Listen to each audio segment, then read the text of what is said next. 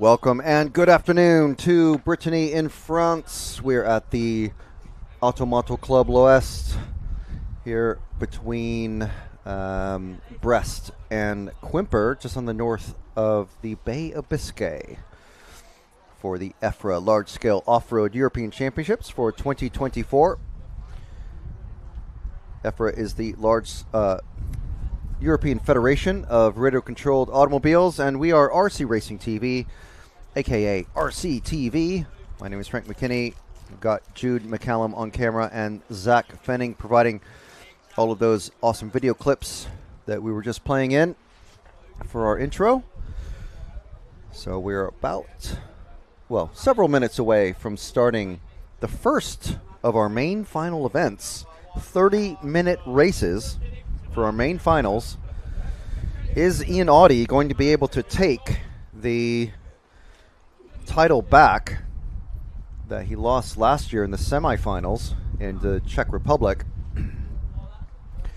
Ian Audi in the car 1 from the UK, Jack Keatley in car 2 also from the UK, Taylor Letchford in third position. Fabien Morat from France and Thomas Legel in cars 4 and 5. Alfie Jack Schilcock, our youngest competitor in the main final from the UK, in truck number 6. Leo Van Oort in position 7. Judicael Gandino, Eric Lecourt, and Jerome Oldry, all from France, in positions 8, 9, and 10. So we still have several minutes before we actually get started, but hopefully we have many of our viewers that were joining us earlier in the day have joined us again in the YouTube chat.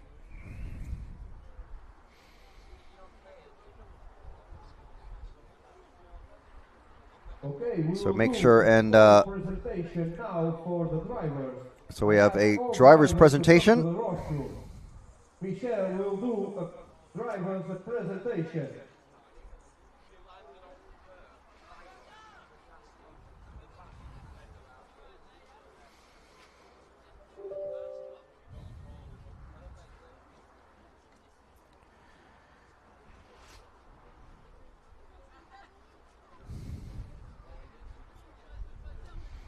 So far we have cheering for the Team GB and Team France.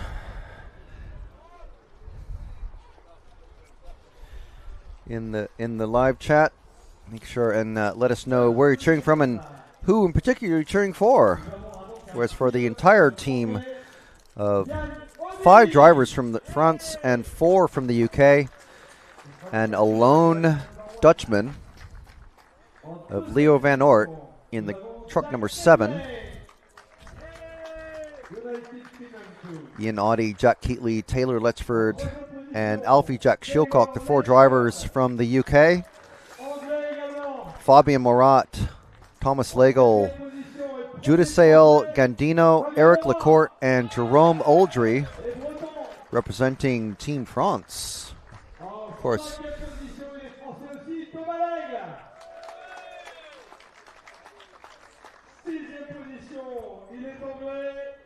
so 4 Brits, 5 Frenchmen, roughly representing the spread of drivers that are here. Many Brits making the trip from the UK. It's a very active, large-scale racing community over there on the island. But France, as the host country, having even more racers.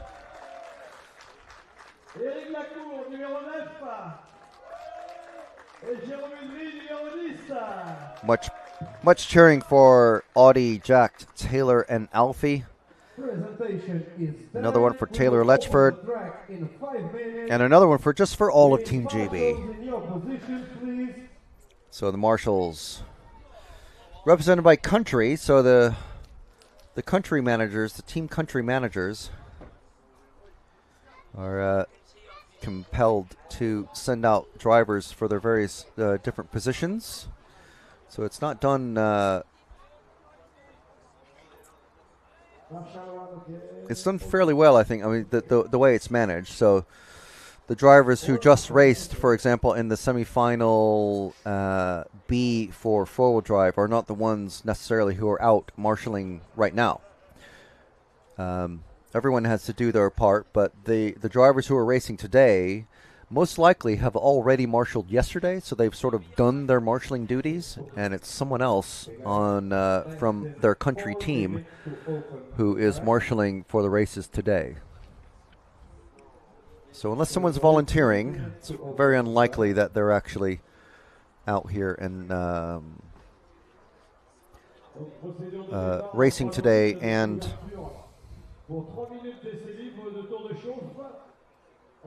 also marshalling. Dude, why is that not flat? It's supposed to be flat. Stability. It's too far away. You do that, just make sure it's level on the bubble. So engines have started. Well, one or two have anyway.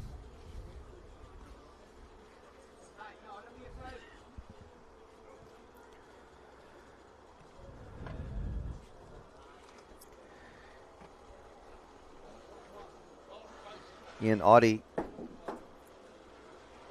TQing one of the rounds. Jack Keatley also TQing around. Taylor Letchford also TQing around.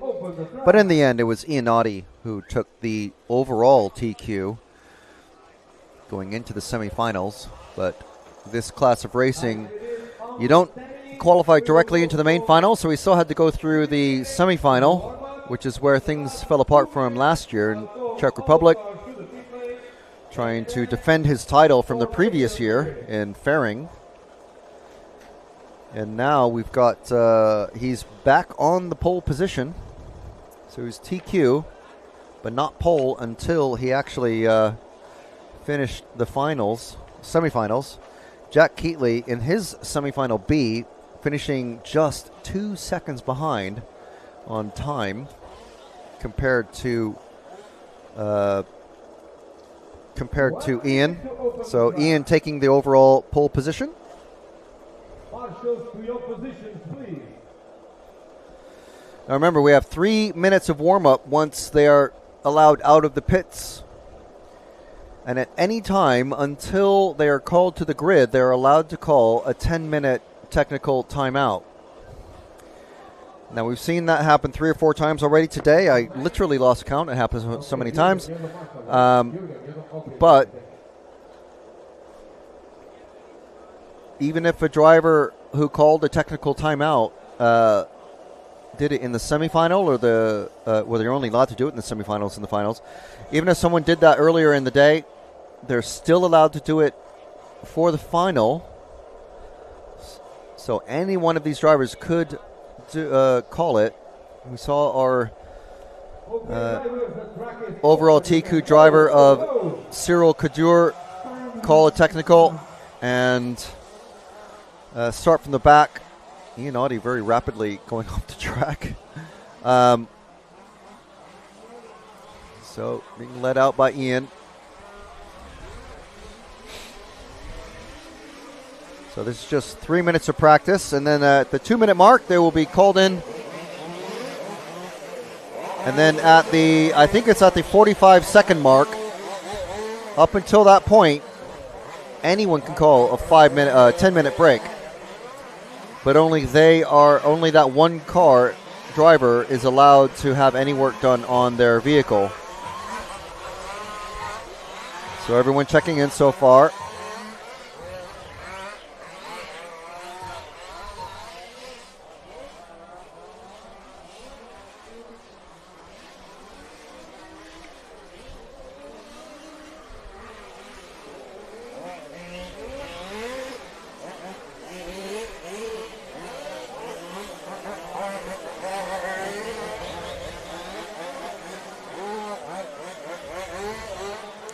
Everyone need to keep it steady. You definitely don't want to break. So Ian and most of the drivers going in, doing one lap, coming into the pits. They're allowed two-way communication from the driver to the mechanic. So having whatever tweaks and tunings that they want to be doing.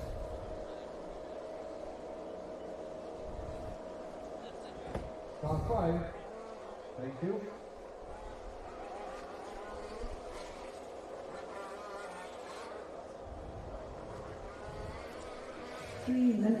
So only car 5 is out there.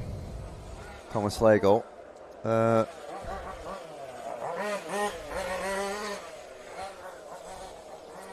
Is he going to take full advantage of the 3 minutes or just come in and sit? I think everyone's pretty much on the dry selection of tires. I believe it's the Schumacher yellows.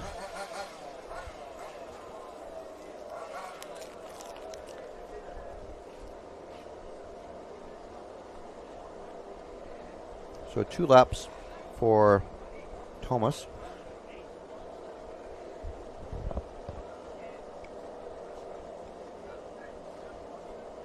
Driver, is everybody ready to start? Everybody okay to start? All good with everyone? Okay. It's the main final. Grid drivers, all cars to the grid. Formation grid. No overtaking. Okay, so no more technical timeout possibility now. Cars in their positions.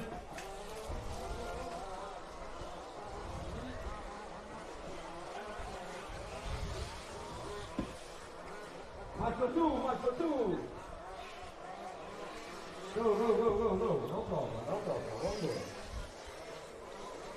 So Ian getting into position. Keatley in the yellow and black and yellow. Ty Letchford in the white. Morat in the orange and yellow number 4. And then we have Legel in the French colors of blue, white, and red. And we have Alfie Jack in the multicolored yellow, mostly dark blue, with yellow wheels. And we're on the 10-second countdown. 10, 9, 8, 7, 6, 5, 4. And they're off. Hooter has sounded. And this lead battle already intense. The top 3 British racers, 1, 2, 3, off and away in number order. That's Audi, Keatley, and Letchford. So much time and prep has gone into making sure that these trucks are running in perfect condition. Alfie Jack getting stuck. Alfie Jack is flamed out. And no, he hasn't. He's still running, but he's running in 9th position at the moment. Off and away are the 1, 2, and 3. Massive gap now back to the number 7 of Leo Van Oort. But we're sticking with this lead battle already. Very intense.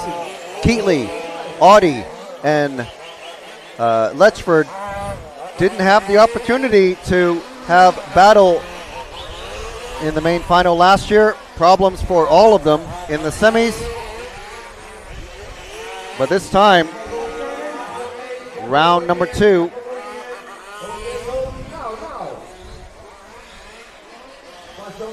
So Letchford, couple of mistakes for him, drops him back very slightly. Ian running a very tight line, and Keatley wanting to take it, but Ian already in the way. Keatley all over the back of Ian. Around that crazy golf corner. Oh, and Keatley gets it up on 2 wheels. Letchford gets past.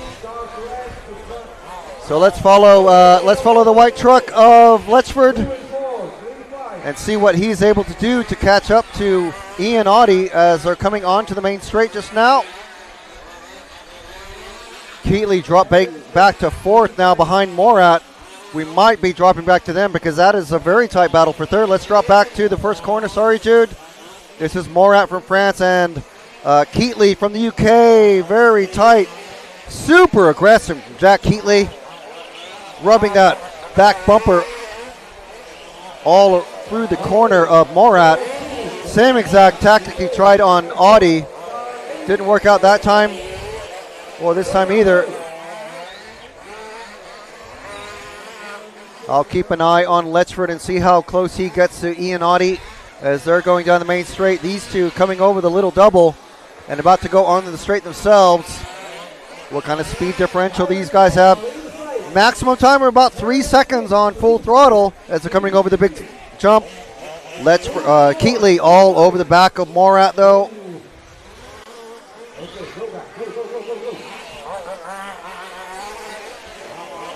Coming over the double step up. Oh, and they're stuck together. Those bumpers interlocking and not helping. Slowing down each other's race. A little bit of argument on the driver rostrum. And Pedro, our EFRA referee, telling him to shut up and just drive.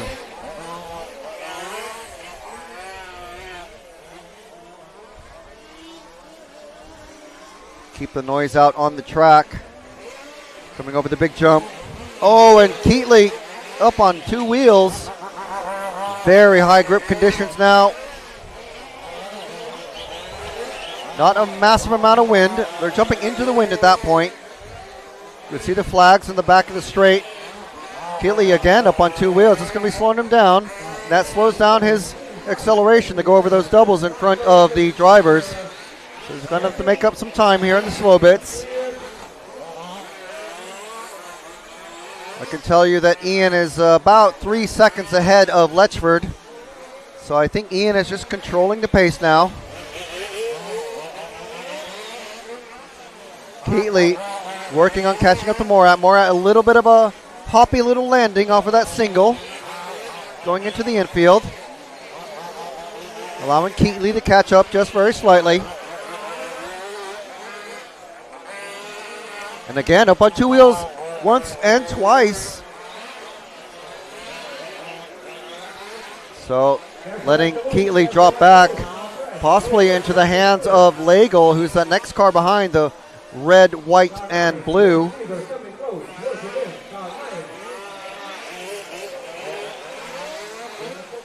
Keatley trying to keep tight lines and control that throttle finger. Tapping the top of that step. Coming through the concrete S's. And to finish their 8th lap.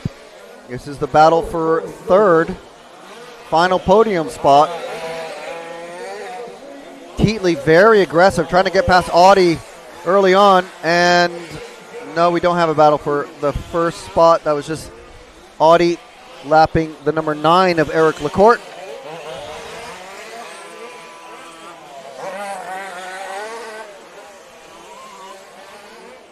Morat in that very bright number 4. Keatley in the dark, I think it's black. I'm pretty sure it's black. Very, very dark gray if it isn't.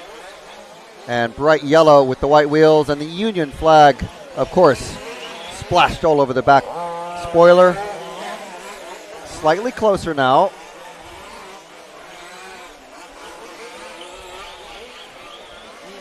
Speed and maximum horsepower, not really the thing you need for this track. Some of these drivers not even running the maximum capacity engine allowed for the short course class. They're allowed up to 32 cc's. It's quite a big engine if you're used to large scale. Two-wheel drive, maximum capacity I believe is 26 cc's. For four-wheel drive is 30. And for short course, up to 32. But some of these drivers running 26, 27, 29 cc engines.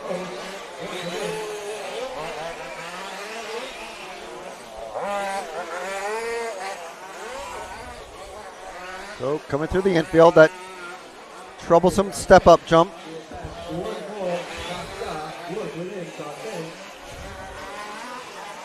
Keatley now looking like he's losing just the tiniest bit of time. Ian Audi is now lapped Jerome Oldry in the truck number 0. So it looks like they're certainly a little bit farther away this time around between Morat and Keatley. 7-second lead was the last time around. Is that right? Must be very, very close. Actually, no, its absolute time is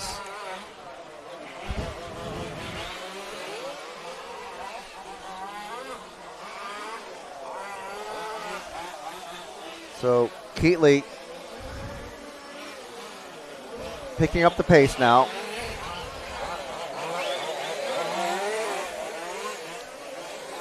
Visibly closer to Morat.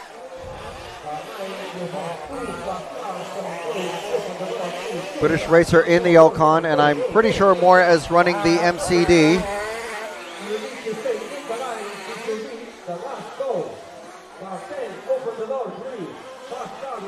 Very, very close now.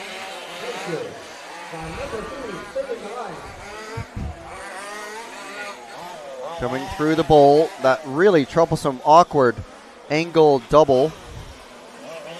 no one seems to have a particularly good line through it.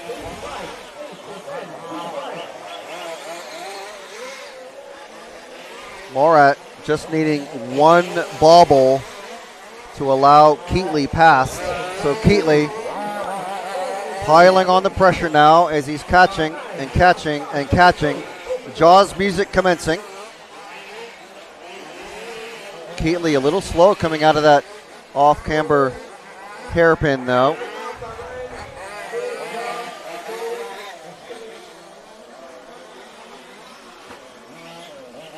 Again, this is the battle for third. Over the tabletop. Into this very important big jump and corner here. Just underneath our commentary position. Oh, and Keatley goes over! He goes over! He's going to lose loads of time now. So let's reset and go follow our leader coming over the tabletop and into the first corner now. Just popped a little wheelie, had a weird off bounce. It's our leader, Ian Oddie, EFRA board chairman, EFRA board member and chairman of the this group. Not here in an official capacity this week. That has been left to Craig from EFRA, Ian's right-hand man. Ian wanting to get on with the racing and try to claim his short course European championship. Again, that he won in Fairing 2 years ago. This is Ian, our leader. He's led from the off. He had a very, very tight battle with Keatley for the first few laps until Keatley made a not a massive mistake, but obviously in the final, it's big enough. Ian goes off, so that is Letchford. And we now have a bumper-to-bumper battle for the lead, and Letchford and Oddie both bobbling over that double. And now it's down to, and Ian goes straight into the back of Letchford. Is Letchford waiting? Oh, no, I meant to say, is he running, but Ian was waiting. So now, Ian doing the right thing. And he's getting an official warning from Pedro, the EFRA referee, to watch his driving. I don't think that was quite his fault, but that was Taylor just making a mistake, and I think just slamming on the brakes when he landed, and that caused Ian to drive into the back of him and flip him over. Ian did the right thing and waited. I don't think that's an official warning, but a verbal warning nonetheless. So this is our battle for the lead. Taylor Letchford in the Elcon. Ian Oddie driving an Audified Motors powered Team Losi TLR.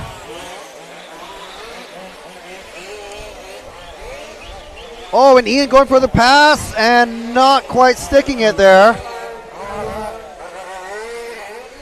And that is Fabian Morat in third. So this is actually a three-way battle with Keatley. If these guys slow each other up, Keatley is just a few seconds behind. So we have the white car in the lead. That is Taylor Letchford from the UK. The white, red, and blue car is Ian Oddie, former European champion in this category, also from the UK. And just behind them in the orange and yellow car with the yellow wheels is Fabian Morat from France. And just a couple seconds behind is our third top British racer of this category, Jack Keatley. So how is this going to work itself out? 17 and a half minutes left to go. It's a 30-minute race. Of course, these drivers not allowed to refuel. So the more fuel they use now, the less fuel they're going to have at the end of the race. These cars are just about able to make the 30-minute time. And it looks like Morat has fallen behind just a bit. Is Ian just keeping his powder dry and watching for Letchford, making sure that he just stays in Letchford's peripheral vision. Maybe help him cause a mistake by distracting him by just staying there on his back bumper. I think Ian's going to go for it. He's the type of racer to just go for the pass when he sees it, and he saw an opening there.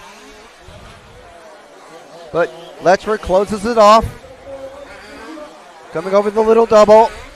The little straight coming on to the main straight. Taylor keeping a tight line there. Coming over the tabletop now. And Letchford just a little bit swobbly coming off. These guys, and a little bit of a door opening there. No, he slams it shut. Again, going a little wide there.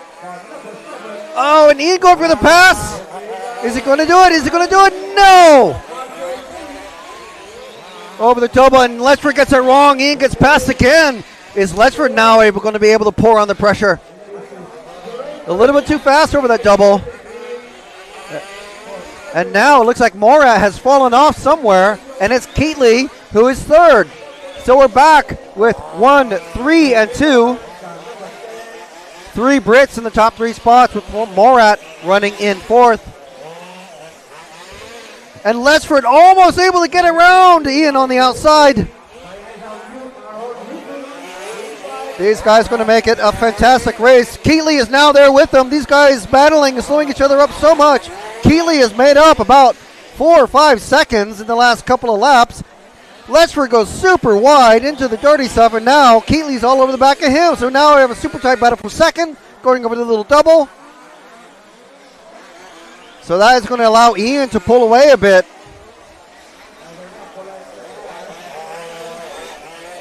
Coming over the big jump, keeping it tight. All 3 of them. Morat just a few seconds behind.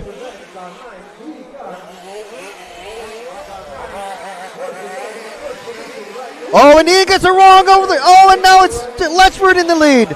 Going side by side over the double. Letchford gets the worst end of it. He's upside down. And now, who is that? I think someone just got a penalty. Was that Ian? Car 1 just got a penalty. So he's going to have to do either a drive-through or a stop and go.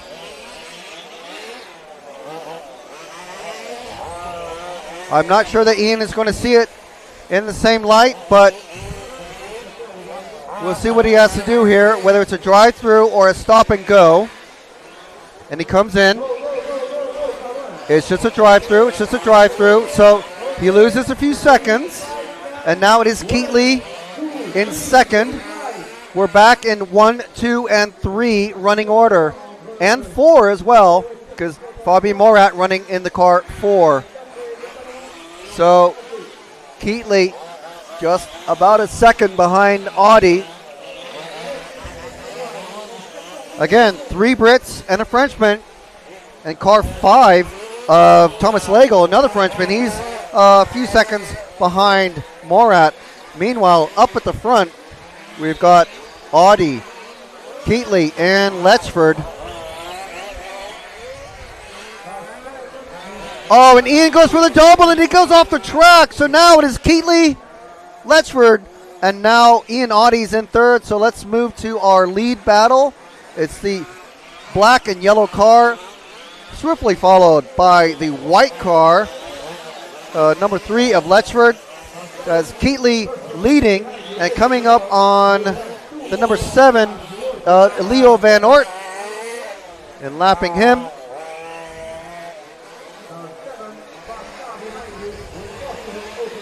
So let's actually look at the drop back to the white car coming through the bowl, because he's going to have Ian coming up on him, and Ian is not going to be very shy in trying to smash open that door and make a pass.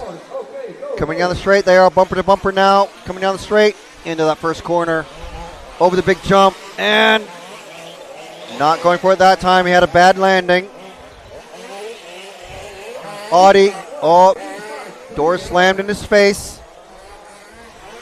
Keeping an eye on Keatley, just a couple of seconds ahead of him. Letchford getting sideways there, but maintaining his lead.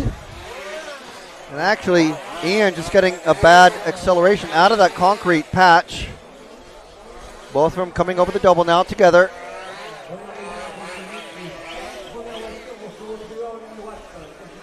Down the main straight. Ian losing a bit of time, but Letchford gunning up on 2 wheels. Ian going for the cut. Not able to do it that time.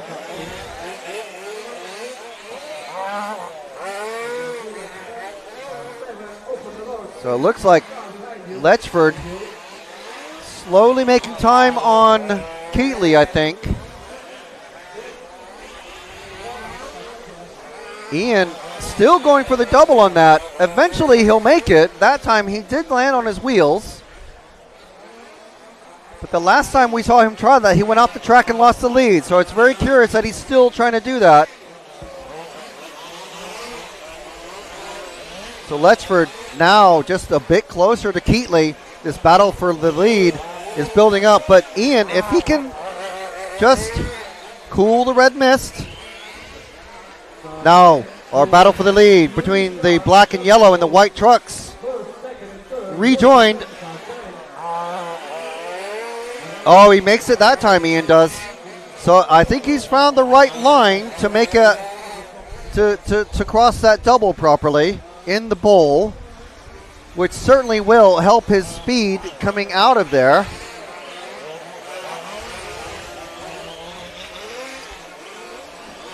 But these two, the 1, the 2, and the 3, followed by the rapidly closing 1. Oh, and a wide line for Keatley allows Letchford pass, and a change for the lead just over the line. Ian gets the double all wrong. Goes for the double in the bowl and misses it again. He's off the track again. He's losing time. Now he's on his side, and he's losing even more time. Now he's about 10 seconds behind. He's actually running 4th now behind Morat. So we're going to concentrate completely on this battle for the lead. The 2 and the 3 of Keatley and Letchford. Britain versus Britain. Just out of the corner of my eye, Ian almost going off the track once again at the first corner. Keatley and Letchford locked together.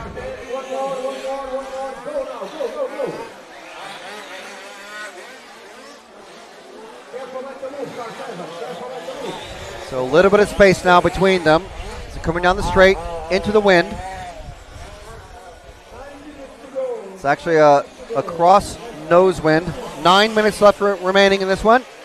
Remember, no pitting. There's absolutely no refueling in this. These trucks running normal pump petrol gasoline. Letchford going a little bit wide. No, Keatley going just a tiny bit wide. Morat, the next car behind, in the bright yellow.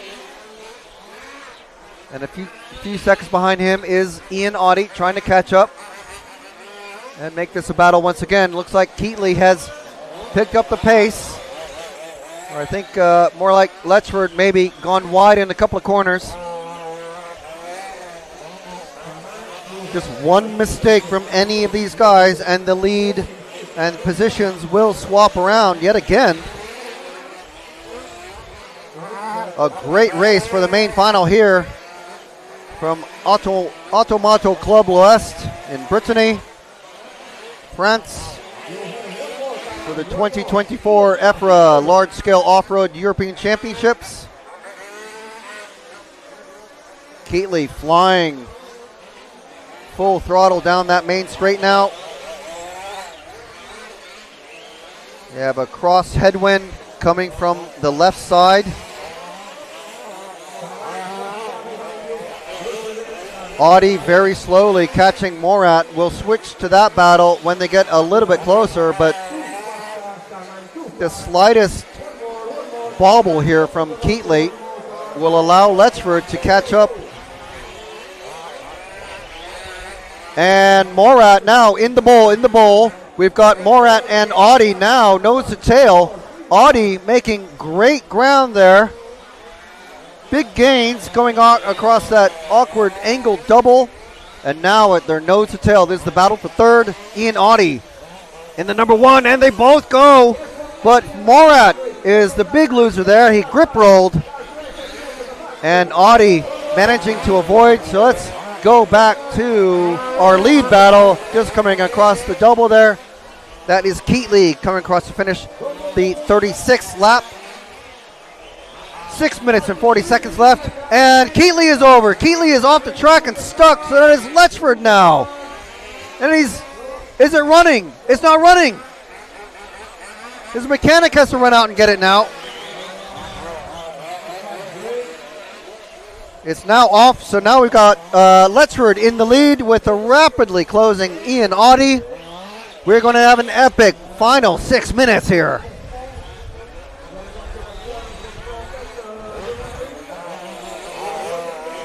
So we are with the white truck of Taylor Letchford, running an Elcon, our event title sponsor. Coming out of the bowl, Ian Audie nailing now that double. We'll switch to him just before we get to the bowl next time so we can show exactly what we mean. Maybe the other drivers in the coming finals will take some notes.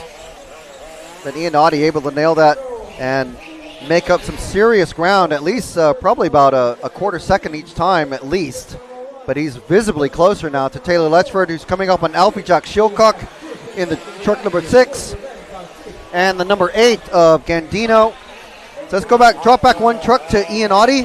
Let's see him take this jump absolutely perfectly there. And look at the gain that he made now. I think he messed up the exit coming out onto the turn, but Taylor Letchford now, let's move to the white truck because he's coming up on 2 lapped vehicles that are in close combat. Actually, they're not, because Alfie Jack is meant to be lapping the number 8, but Taylor Letchford now lapping both of them, and Ian Audie closing up even faster.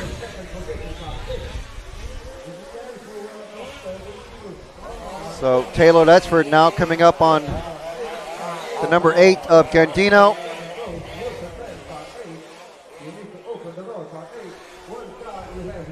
So that is the first of pair of lap cars battling for the lead. Remember, Ian Audie starting on pole, taking the TQ position and finishing the qualifying on pole with the TQ position, and then winning his semifinal, starting on pole position for this race, and then along the way losing it, dropping down to 4th just a few laps ago. And now, and he goes for the double. He's off the track again. Oh, now he's about 10 seconds behind Taylor. So let's go back to our leader, Taylor Letchford. At the end of the straight here, this is our leader in the truck number 3.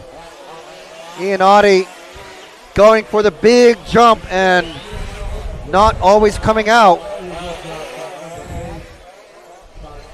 That must be about the 3rd time at least that I saw, just in this one main final, that Ian went for that double, and it just catching him out, throwing the truck off the track. So Letchford here coming around the last corner before the straight, over the big tabletop. Again, into the win. He's on his 42nd lap. Ian Audie, the only one on the same lap with him. Actually, Morat as just Alfie Jack Shilcock actually running in 4th now. I missed that along the way. Jack Keatley somewhere has, oh yes, we saw him stop, but I didn't realize that he had broken completely, so he has not returned to the track. So Alfie Jack taking advantage there and coming out with the 4th place. If Alfie Jack is able to catch Morat, they are on the same lap, but they're about a half a lap apart. So Alfie Jack has quite a ways to catch up. For all of you Alfie Jack Shilcock fans, I know there's many of you in the chat. This young racer doing an amazing job at only his 3rd European Championships. Meanwhile, Ian Audie chasing down Taylor Letchford. They're almost close enough to have them both in the same shot. And Taylor taking Ian still going for the double in the bowl, even though it keeps biting him. It keeps biting him, but he still keeps going for it. It worked out that time. Eventually, it's going to bite him again, though. Potentially. I'm not gonna curse Mr. Ian Audie, commentator's curse. Oh, and Taylor nearly getting flipped over there, but these guys closer than ever now, at least in this stage of the race. Ian Audie. Oh, and Ian's over again. Ian's over. He's upside down. Having to just clipping the inside berm. So that is another massive mistake for Ian. Let's go back to Taylor. We've got 1 minute and 14 seconds left. Is Taylor Letchford on the cusp of taking his first European Championship in this class? It's almost certainly going to be a Brit win, even if Taylor runs out of fuel, which we are not hoping on anyone, knock on wood. 1 minute left, no one's slowing down. Ian now lapping Alfie Jack. The 7 is just flipped over just underneath us. Taylor, I think he can afford to maybe throttle back just a bit. 30 seconds remaining in this 30-minute race. The short course main final for the European Large-Scale Off-Road Championship for 2024. Is Taylor Letchford going to take home his first main trophy in this category? He's on his last lap. Now, we've seen things happen before. We're absolutely not cursing. We're hoping absolutely for the best for everybody. That is the time expired. All that Ian can hope for now is for Taylor to crash, break, or run out of fuel. But we are with him.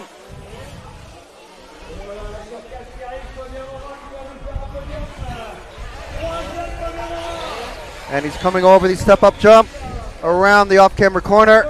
And Taylor Letchford takes the 2024 Large-Scale Off-Road European Championship. He's running out some donuts. There comes Ian to take second. Alfie Jack Shilcock taking fourth overall, with Fabian Morat still on the track, and he's going to take home third.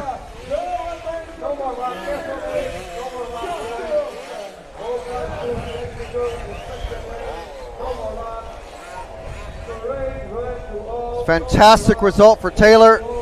And here comes Fabien Morat from France. It's a British 1-2, with France taking home third position. So we're going to go and try and get a interview with Ian.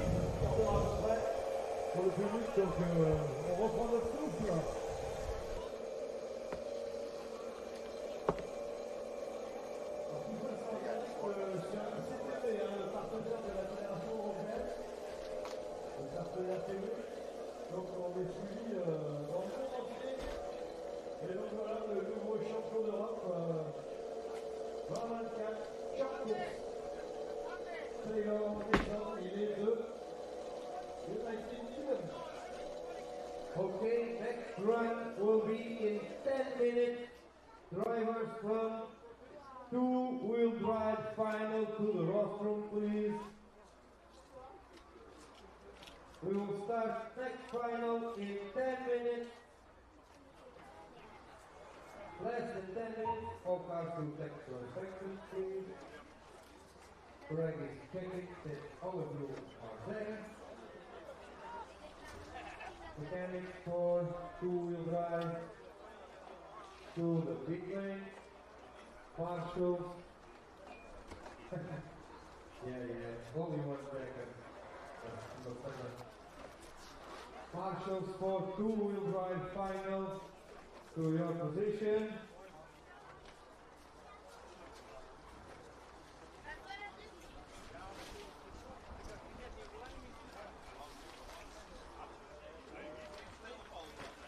We ask all drivers for two-wheel drive final to come to the washroom, so we do a quick presentation of the drivers. Two-wheel drive drivers to the washroom. Two-wheel drive final drivers to the washroom.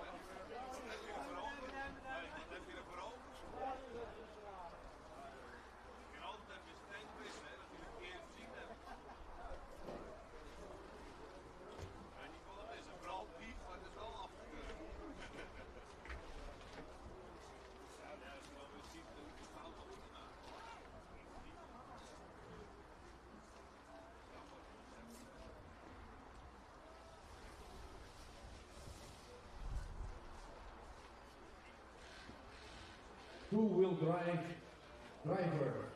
To the rostrum, please. I need my speaker, Michel Gouziat, to do driver's presentation. We need all drivers here. We will open the track in 6 minutes. We need all drivers to do a fast presentation of the drivers. Two-wheel drive, final, pilot, to the rostrum, please. We need Marshal 3, Marshal 4, Marshal 8, Marshal 5 to your position. Ah, le français, le premier français, c'est la cinquième position. Théo.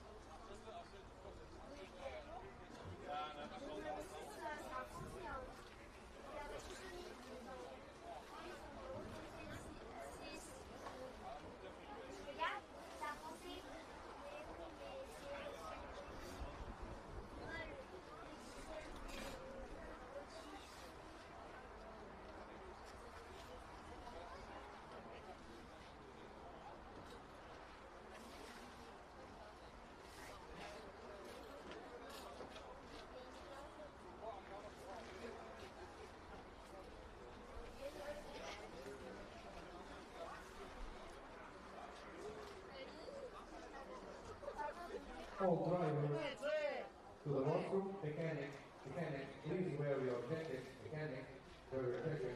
Thank you.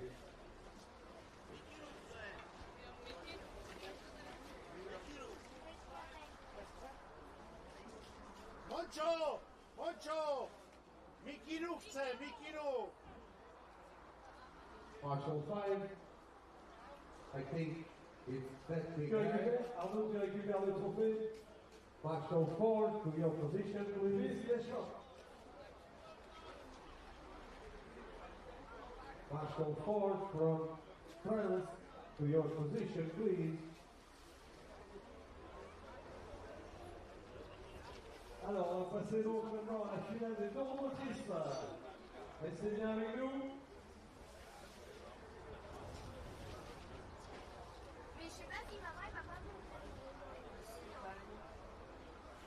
Alors, le numéro 1, on voit pas beaucoup là, mais le numéro 1, il va se présenter devant vous. Il est britannique, c'est hop là, Olivier Whistleston. Fais coucou.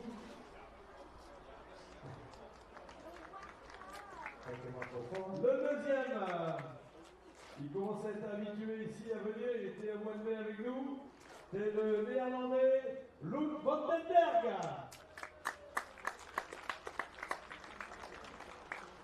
Le troisième, il nous vient de Hollande également. Lars Ames. Le quatrième, il est suisse. Fabien Ritter. Le cinquième et premier français, Théo Planté. Le sixième est pilote de la MCO, Dany Villet. Le numéro 7, il est tchèque, Thomas Kraus. Le huitième, c'est le plus jeune pilote qui nous vient également de Bretagne, Ethan Rosic. En numéro 9, nous aurons le plaisir d'avoir le Danois Ronny Wascher. Et enfin, en numéro 10, nous avons le Britannique Kev Churchill. Bonne chance à tous. I don't need it, no. I just have the thing on it so it doesn't blow your ears. The foam thing. Huh? Okay. Thank you.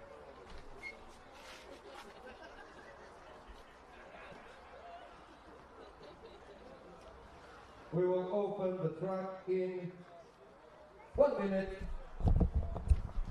Mechanics, you can start the engines if you want. So we just had an amazing interview with Taylor Letchford, a very, very happy man, celebrating with his team and his wife. Mechanics, you need to wear your So taking his first European title. This here obviously is our two-wheel drive A final, our main event for two-wheel drive, featuring on the pole position our co-commentator earlier, Oliver Whittleston, Luke Vandenberg in car number 2, Lars Abes starting on position 3. In number 4 is Fabian Ritter. Then we have Theo Plant, one of our round TQs, and certainly one of the danger men of this event. Danny Millet, also from France, in car number 6. Thomas Kraus from the Czech Republic, car number 7. Starting on position 8 is Ethan Leruzik. And Ronnie Lund Borcher in car number 9. And in position 10 is Kev Churchill.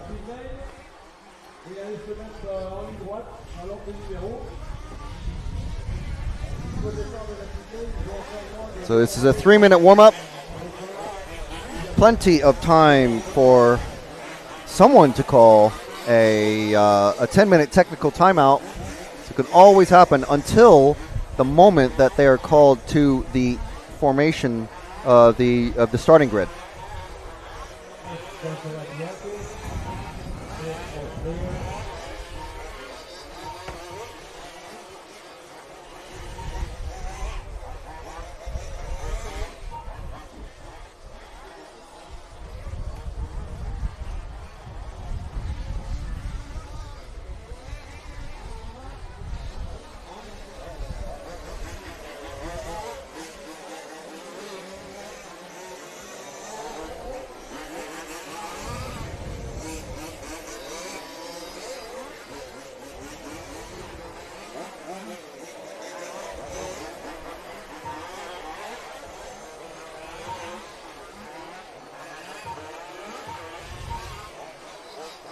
So 3 minutes of warm-up.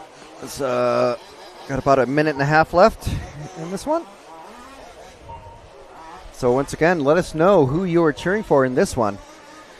The two-wheel drive A final, the main event for two-wheel drive racing.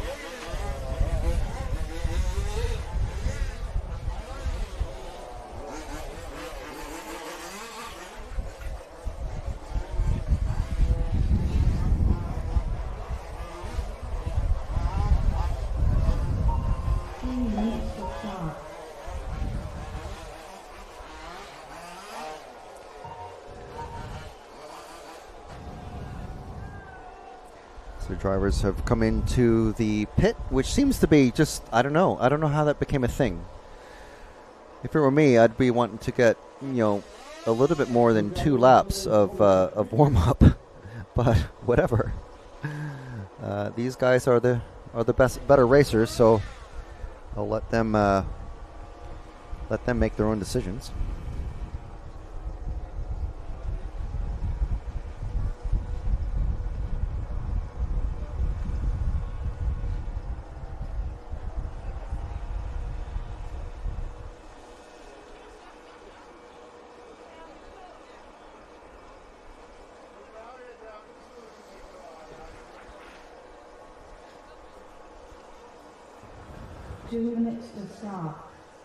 So 2 minutes. All cars in the pit lane. No more laps. No more laps now. They could have had an extra lap or 2 at least.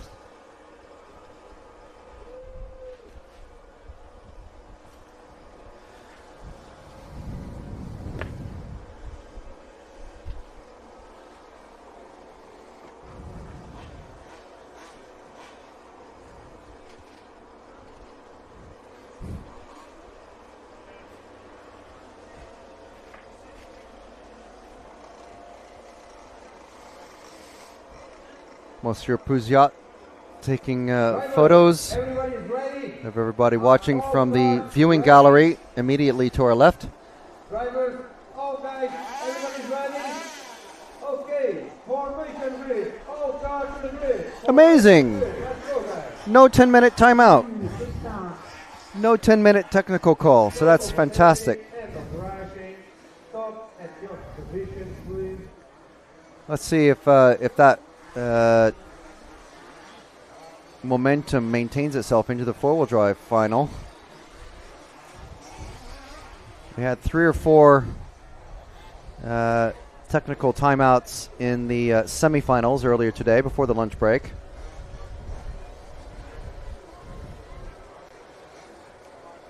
But none in the finals so far. So again, we've got Whittleston on car 1. Position 2, Vandenberg, Abes in 3, Ritter in 4, Plant in 5, Millet in 6, Kraus in 7, Leruzik in 8, Boucher in 9, and Churchill in 10. We are starting in 10 seconds, counting now. 10-second countdown. 10, French 9, flag slowly lowers to the ground. 7, 6, 5, And when the horn sounds, the flag lifts. And they're off. Ooh. Whittleston getting a little bit of a bobble off the big jump. Top 3 already away. A little bit of a gap to number 4. It's early on. These cars 2-wheel drive, large scale. It's 5th scale size. Absolutely massive vehicles. These are. Second and third is our battle to look at now. Cars 2 and 3 of Vandenberg and Abes. Oh, and Whittleston gets it wrong. He's been passed by Vandenberg. 3-way battle, very tight for the lead. And Whittleston, okay, no. Getting driven into by Abes, but broken apart naturally. So these 2, 3, 4, possibly 5 cars battling for the lead. Oh, and Whittleston gets it over. He's upside down. And he's stuck. And he's back on his wheels now. And he's driven straight into the path of another car. I think he's going to get a penalty there. I think Whittleston's going to get a penalty there, I think. So let's reset and look at this. It's just, I think this 3-way battle for a third now. Actually, 2-way battle for 4th. And again, no noise on the rostrum. Quite a lot of shouting, I'm sure, there. Whittleston going to try and work his way through.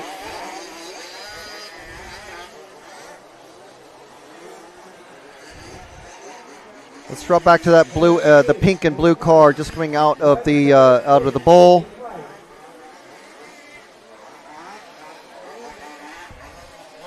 This is Oliver Whittleston. He's already made up 1 spot because the cars all ahead are fairly spaced out. So the battles have kind of spaced themselves out, but Whittleston well out of position now, and he's going to be working his way through. He's working on the number 7. He's just past the 6 of Millet. Thomas Kraus is the next driver in his sights, that green and white car. Oh, and Kraus goes off the track, so that is an easy position gained again for Whittleston, who lands on 2 wheels. The wind that they're driving into down that straight just a bit stronger now. Looks like Whittleston has actually changed his wing. He's gone to a full width rear wing instead of the middle cutout. So the next driver that he's going to be trying to catch up to is the number 4, Fabian Ritter, to get into the podium spots.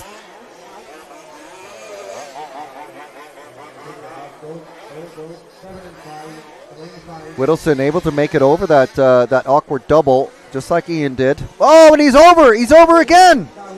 That is an absolute shame. I rarely see any of the cars go off at that point. So we're back with Whittleston.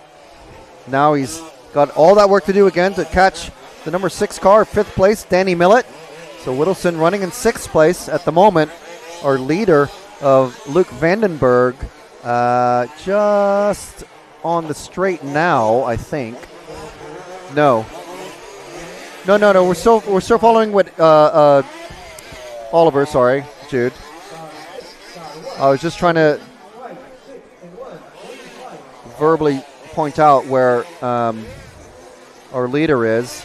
Many seconds ahead. So that's Whittleson getting past car 6 of Millett. So he is now up into 4th. So quite a bit of work to do, though, still. Car number 2 into the bowl. Car number 3 just going over the double in front of the driver's stand. And 3rd place also just gone over the driver's stand, the double. And now, so just to give a sense of the distance between Oliver. And he's making that double look easy with a 2-wheel drive. When some of the... Oh, and he goes over again! Losing several seconds there in 2 rolls. There are no other battles on track. Our leader just coming across the finish line now. 2nd place just coming over now. And 3rd place just coming over now. Oliver, I mean, Oliver's clearly, even with the crash, did a 40.5 second lap, which is faster than just about everybody else on track. So we are following the fastest driver on track. It's just he needs to keep it clean. If he can just have 3 or 4 steady laps, he'll be able to easily catch the car 4 of Fabian Ritter in 3rd, who is the very next car ahead. Soon, Fabian is going to start feeling that pressure from Oliver. The Swiss driver. Make your own jokes about timekeeping. But Oliver, again, nice clean jump over that awkward double. And look at the time he's gained already. Last time around, the gap was 2.1 seconds. And now it's visibly, it's like half a second. That's how quick Oliver's going. You see what the gap is now officially. It is literally 0.9 of a second. And it's even less than that by the time I look back up from the timing screen. You could literally throw a beach towel over these two. So there's our battle for 3rd, coming down the main straight. Into the first corner. Over the big jump. Straighten up the landing and run that berm tight. Keep it tight here. Watch that berm on the outside, Oliver. And then, going for the outside pass. And then, Fabian closing off the door there, going over the step jump. Coming over the double. A cleaner jump for Oliver there. And Fabian getting all wrong right in the berm. Oliver keeping it steady. Not going for the double there. And he does the pass. Look how easy that was. So that was a pass for 3rd position. And we'll see that back again. Just Fabian going just a bit wide and straight underneath. So the next car ahead is the car 9. It's the lap car of Bercher from Denmark. Oliver now going around the off-camera corner. Fabian going to try to stay with Oliver. But, flipping over and making a mistake. So we're staying with Oliver, the pink car, because in a few more laps, he's very likely to catch the car 3 of Lars Abes. But first, he's going to have to lap the lap car of number 8, Ethan Laruzek. So there's 21 minutes left in this one. So one thing to note, remember, there is no refueling in this category. However, the cars are limited to Oliver getting a lucky bounce there off of a crashed number 8, I think it was, of LaRuzic. So no refueling. However, they're limited in engine size to, I think it's 26 cc's. So they have a smaller engine than the short course, a much smaller engine than the short course. They're allowed up to a 32 cc. But the engine size limit for short course is 26. Four-wheel drives allowed to have up to, I think it's a 29 or a 30. I think it's 30.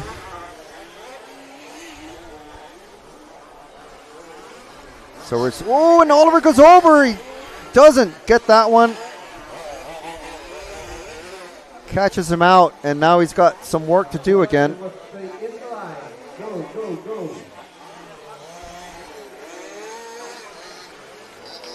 And the EFRA referee Pedro telling me is to stay within the boundaries of the track, which is those red and white curbs. So even that tiny amount of shortcutting, you're not supposed to do it. Pretend there's an invisible wall there that you cannot break. Remember, we even saw pole man in short course get called through for a drive-through penalty for doing something similar just in front of the referee. So even EFRA board members are not immune to getting drive-through penalty calls.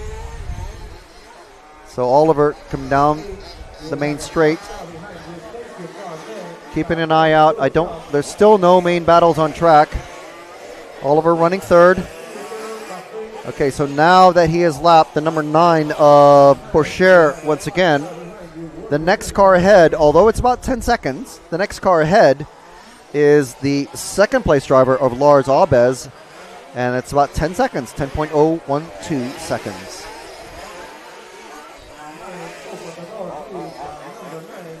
So a lot of work to do for Oliver. While we're waiting on that, let's move forward to just coming through the infield, this white car with the yellow wheels. This is Lars Abes.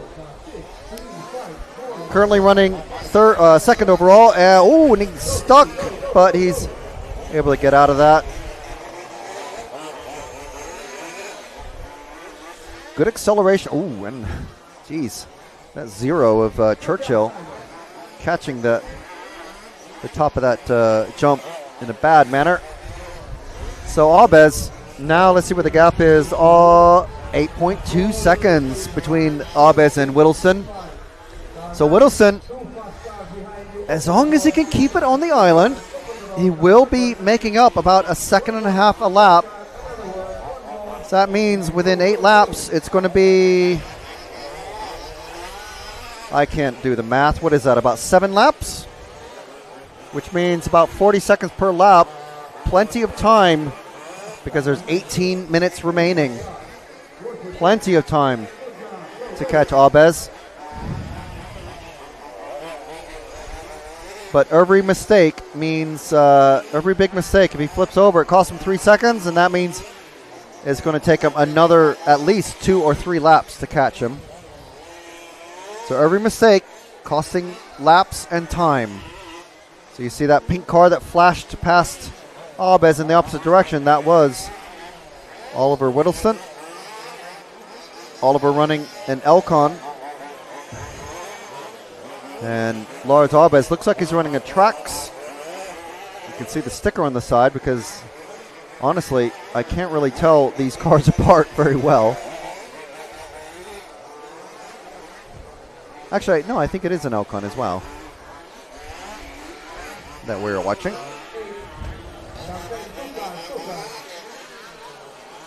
Yeah, it is. Yes, it is an Elcon. Because the wing supports look the same, and apparently, if your eyes are quick enough, you can look at the back of a four-wheel drive buggy and see whether, and get this, you can tell whether the diffs are open or whether they have a cover, and that will tell you the brand of the car. So unfortunately my eyes are not that good, even on these larger, slower machines than the 1/8 buggies. 1/8 buggies, actually, you can catch the finals of those on the other live stream that is happening right now on RC Racing TV and EFRA.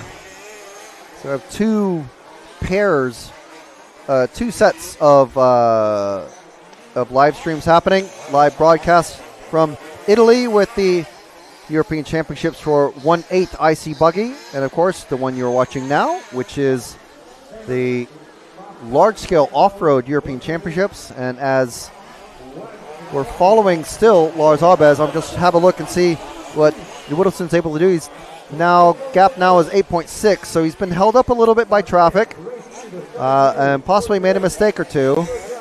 So he's actually lost a tiny bit of time over the last couple of laps. But Abes basically running in free air as well. But now Whittleston is completely free of lap traffic. Absolutely no one behind him for several seconds and no one ahead of him for even longer.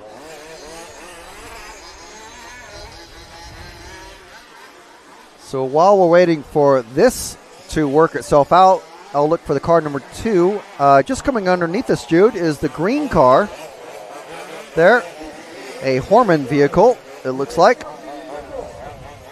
Those are a little bit easier to spot. This is the number 2 of Luke Vandenberg.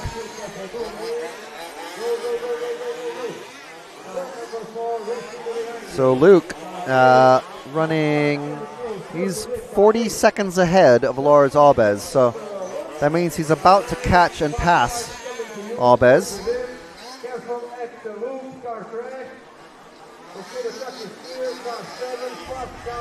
And actually, no, that's car 4 just ahead of him, of Fabian Ritter.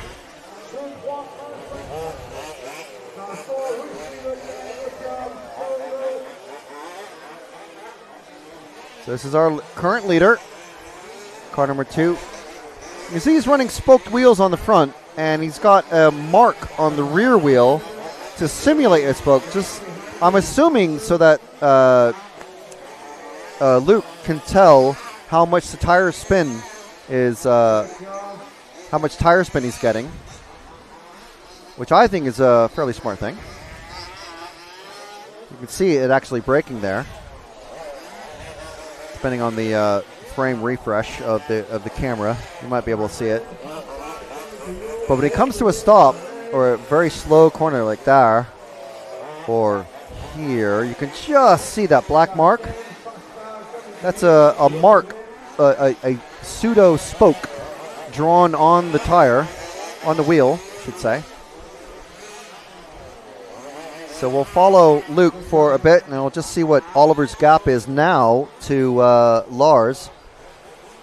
Luke actually pulling away now from Lars. Whittleston now under 7 seconds behind Lars Abes. Still chasing, still putting on a hard fight. Try to catch him. Oliver starting in pole position. And falling off the track a couple times. Dropped back to 4th, worked his way into 3rd position, but still chasing Lars Abes. Try and get back at least into 2nd. At least he's in the podium spots. Theo Plant now taking over. Well, he's been in the 4th position actually for a while.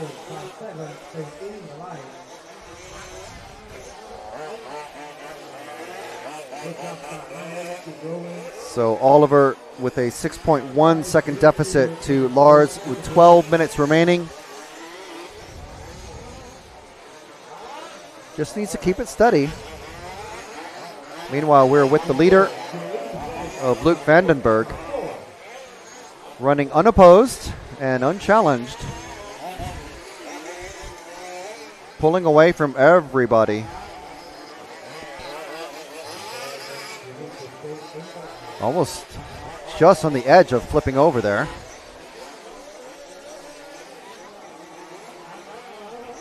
Very high grip now. The sun has been baking the AstroTurf for hours. This is the second to last group of racers out on track.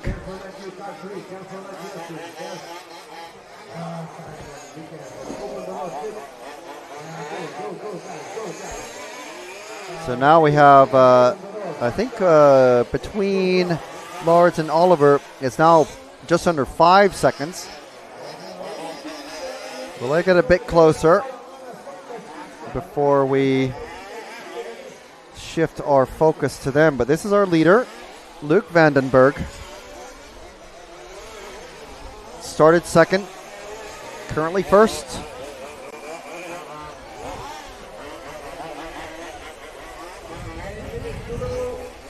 There's just 10 minutes remaining in this one. Well, 10 minutes, 40 seconds. It's a 30-minute race. These cars probably not in much danger of running out of fuel, which is a distinct possibility. Car 0 coming off the track. That is Kev Churchill, one of our British racers. The gap now between Oliver and Lars is 6.7 seconds, so Oliver either held up with the 2 cars of lap traffic that he's just had to pass or made a slight mistake somewhere along the way. Meanwhile, still with Luke Vandenberg from the Netherlands. Lars Abes, also a Dutchman.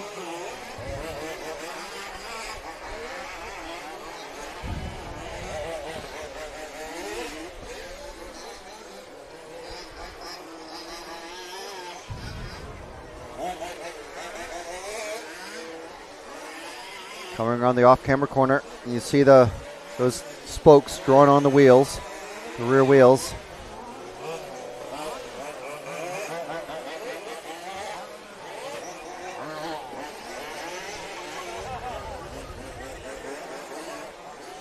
So it looks like Oliver's gotten a bit closer to Lars. Not enough to start challenging him though. Just having to keep it steady. Still 5 seconds.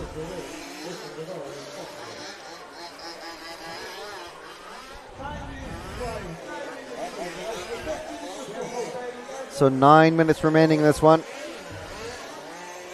9 minutes. We're more than 2/3 of the race distance completed now.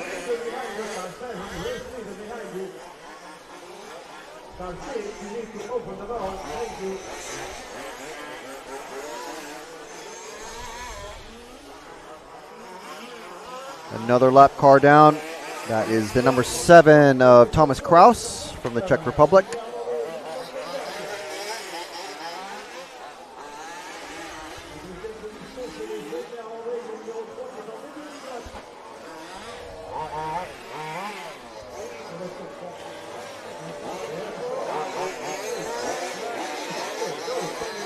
Lars Abes getting caught up with a back marker, so that might allow Oliver to catch him up by a second or two.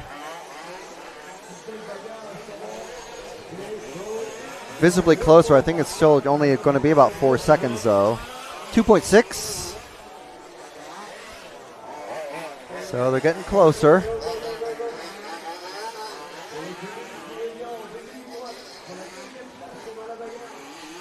So, okay, I think it's time to start focusing on our battle for third. Just coming towards us now on the big jump. This is car 3, followed by the car 1.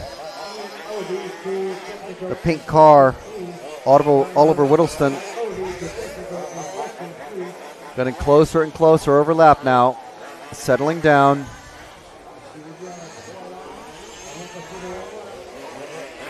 What kind of pressure is he going to be able to put on Lars Abes? He's now 1.6 seconds behind. He's made up 2 seconds in that last lap. With clear lap between them, now Oliver has a bit between his teeth. He's absolutely going for it.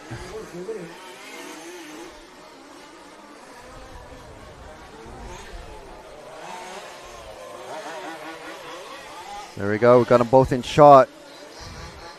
1.6 seconds between them last time round. It looks like it's just a bit less this time. I'd say about a second or so.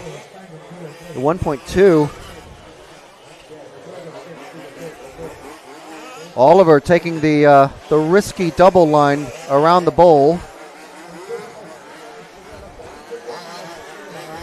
It looks like it's an easy jump, but obviously it's not. Oh, wow. Wheelie off the tabletop. Around the big corner. Going into the infield now. Very, very tight. Under a second for sure. Going into the crazy golf section.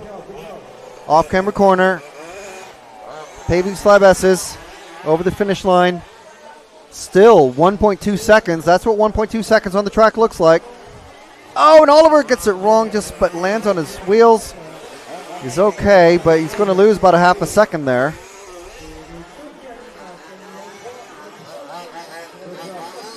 Takes his time getting steady on that concrete launch ramp going down the main straight.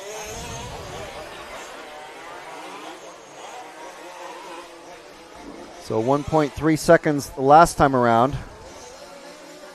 A little bit farther this time.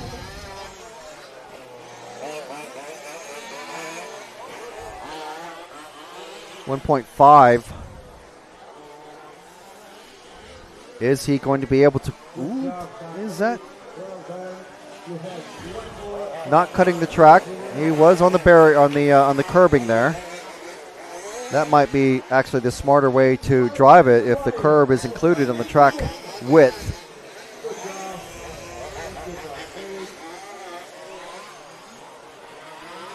So 1.5 seconds last time was the gap. It looks like it's a lot closer this time. I'm going to go for 1.2. 1.2.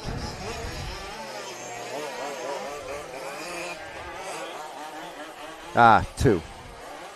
He did go slower around the off-camera corner. Oh, and a perfect jump over the awkward double. Meanwhile, with 4 minutes remaining, we've still got Luke Vandenberg in the lead.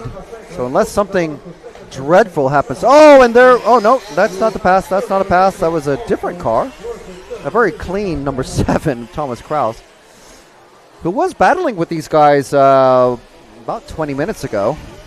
But now going to be told to step aside.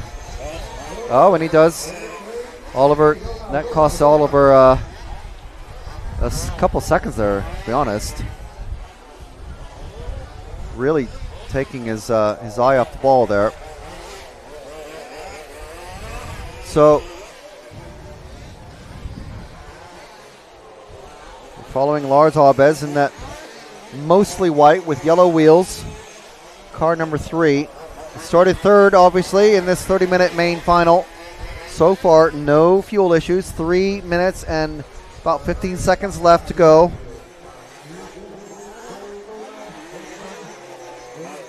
Getting caught up with the number 9 back marker. That was Porcher.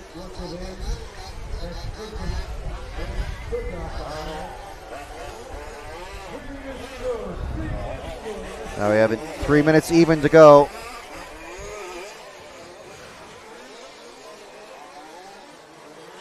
So a bigger lead for Lars now.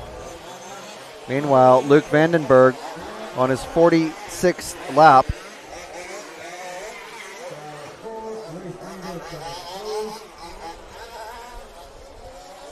Sorry, 41st lap.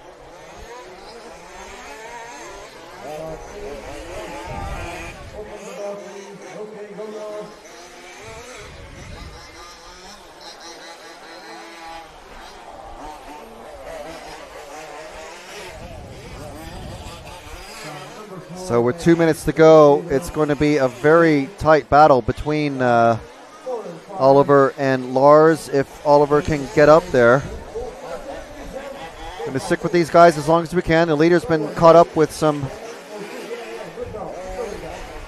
lap traffic.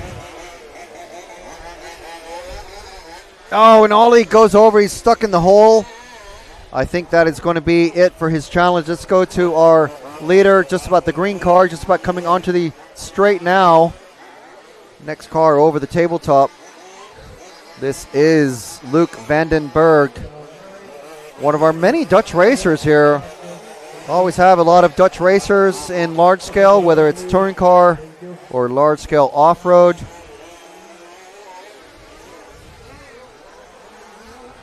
They love their large scale, they love their nitro, and they love their racing. And I've heard they love their beer and their barbecues. This here is Luke Vandenberg. 1 minute to drive. Car number 2 starting second on the grid.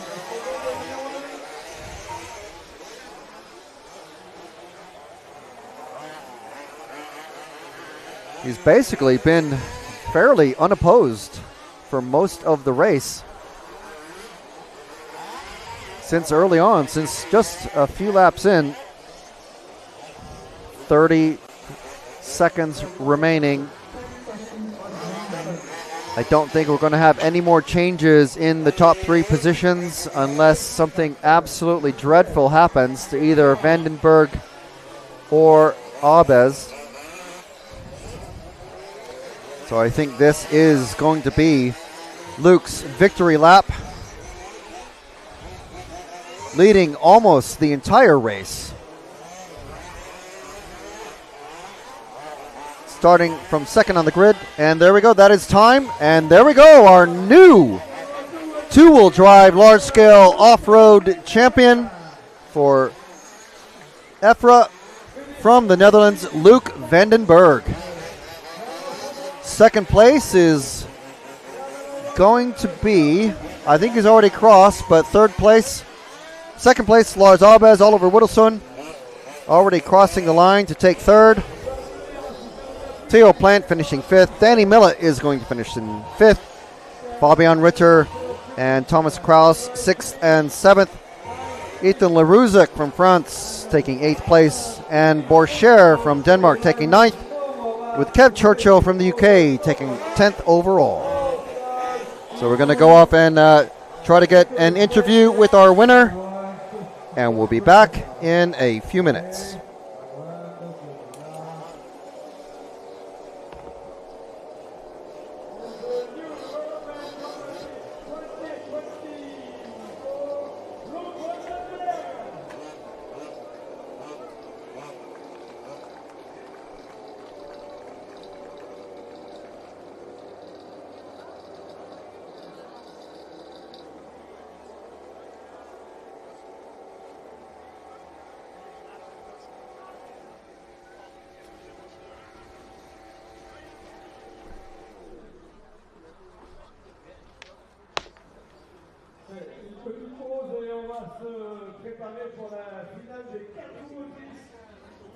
Dans quelques instants, donc vous pouvez aller vous insérer le buvette, manger une petite carte.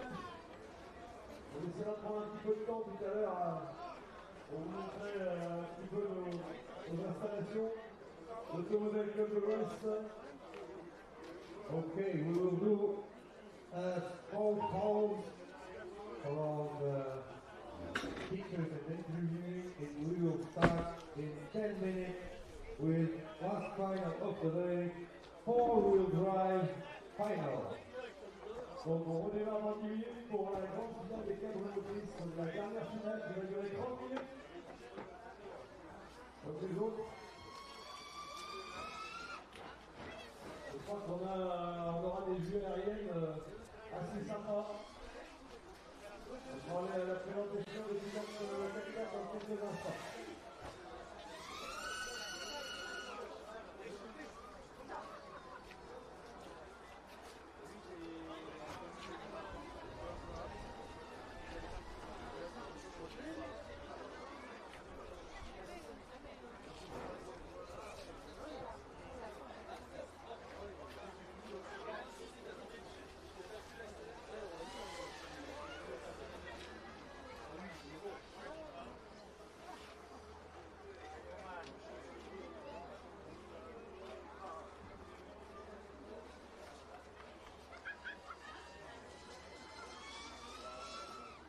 Drivers for four-wheel drive final through the walkthrough, mechanic to the pit, and start preparing for the last point of the day.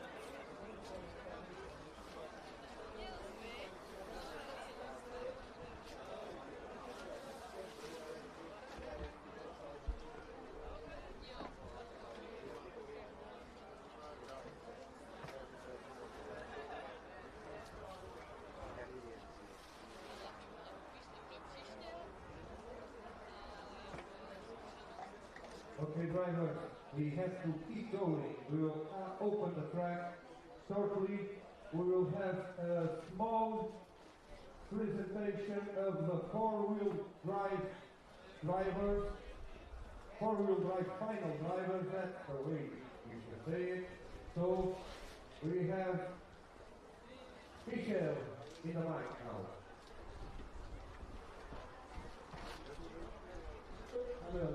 Ok. Number one. C'est donc un pilote hollandais, Wesley van Helmond. Okay, so we have a bit of a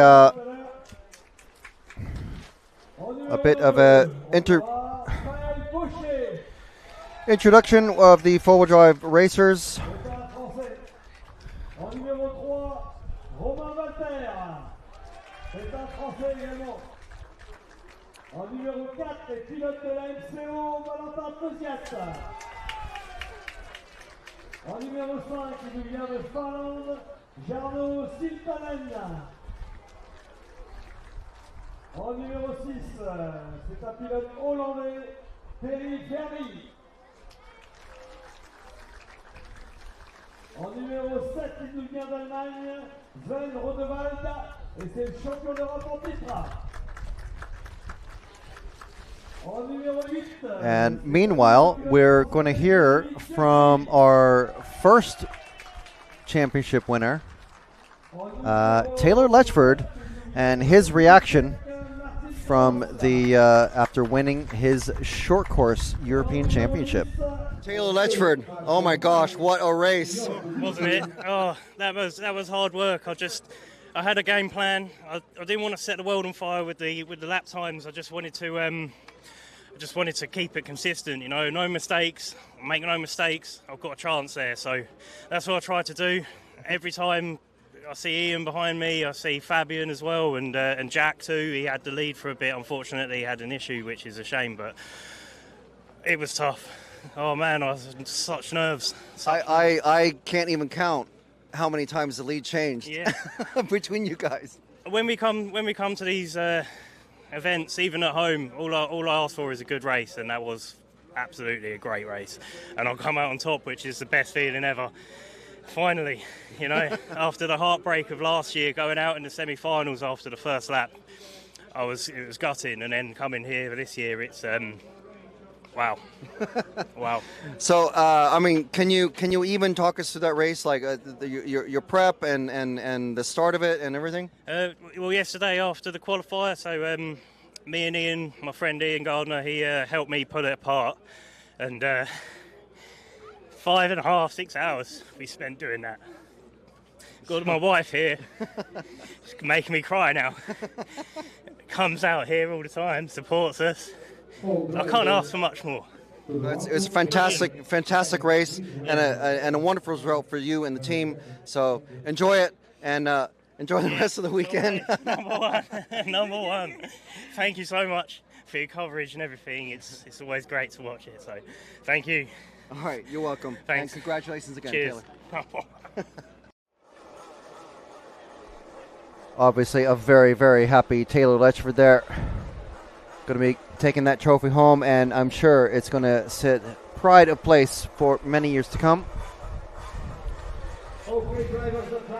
And we've already spoken with Luke Vandenberg, our new European champion in two-wheel drive. Meanwhile, our four-wheel drive drivers already out on track to start their 3 minutes of warm-up.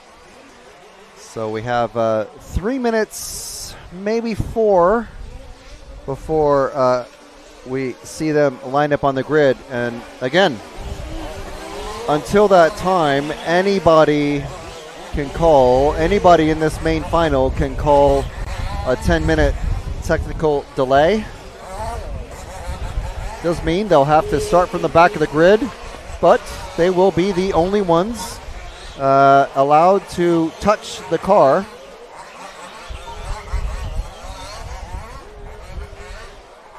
So everyone checking in, except for, everyone's checked in. Very funny, the last one. So we've got in car number 1, a very strong TQ position which led to a pole position now on the grid for the main final for Wesley Van Helmond, Maël Boucher from France, and Romain Walter from France, and Valentin Buziot from France in cars 2, 3, and 4. Jarno Siltanen in position 5. Starting from 6 on the grid was Ferry Fernie from the Netherlands. Sven Roderwald, our defending European champion from Germany, starting in car 7. Jeremy Tiufrey starting in car 8 from France. From Czech Republic, Martin Kraus in car number 9.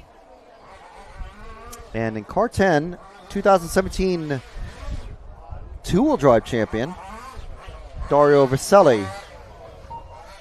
And also 2023 European champion in touring car.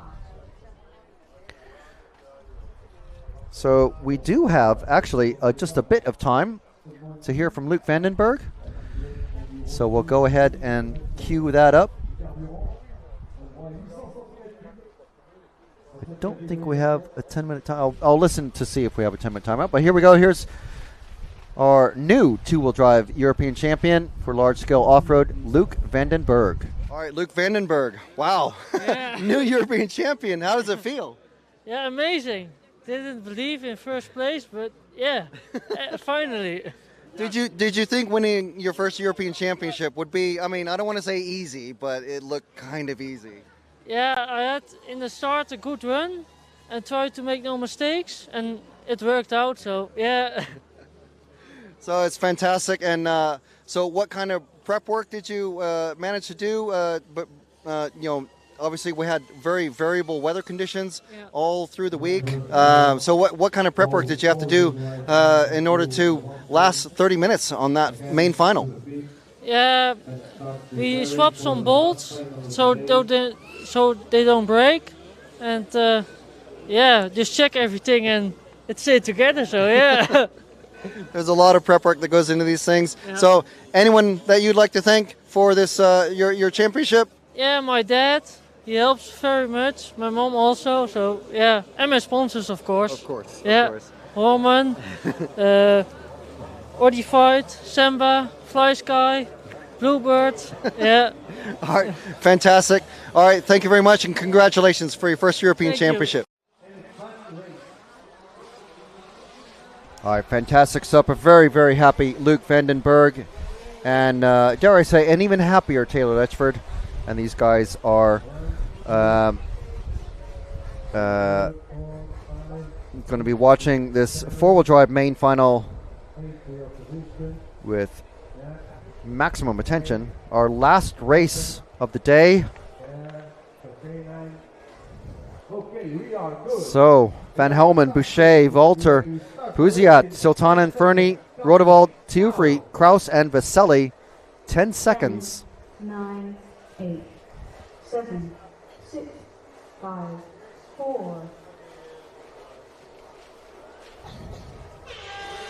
Horn is sounded, and they're off and away into the first big corner. As that Walter getting a little bit off, knocking Fernie aside just a bit. But Wesley and Maël making a gap now.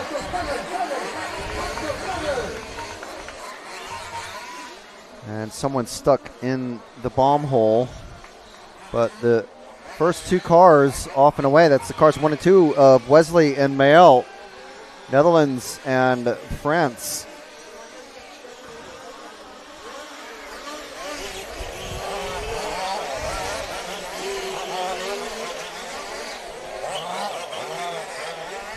So Wesley now, oh well, he had a little bit of a gap.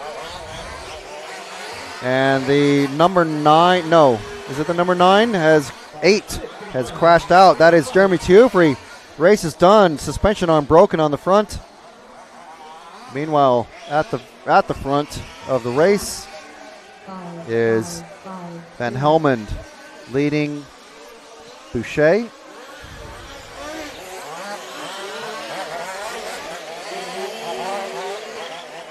This is VP versus MCD, followed by another couple of MCDs, and there's an NFP and another MCD in Rodewald, the car 7. And then another couple of MCDs. Actually, the rest of the field are MCDs. I think. Sometimes they're a bit hard to tell, I must say. It's a bit like 1/8 buggy.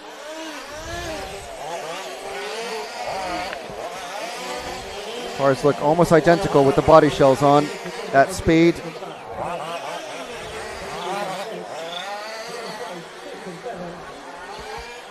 But Van Helmond certainly running the VP car.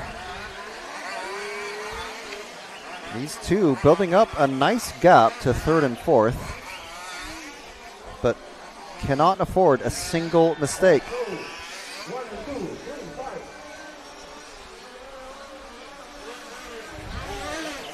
Third and 4th place cars, Puziat and Valter, super close together, even closer together than these two, but that's not the battle for the lead, so we're going to stick with our lead battle. And then cars number 6 and 7 actually have swapped positions since the last lap, so it's Rodewald and Fernie. Fernie has just gotten past Rodewald. So we have 3 pairs of 2 cars. Van Helmond keeping Boucher at bay.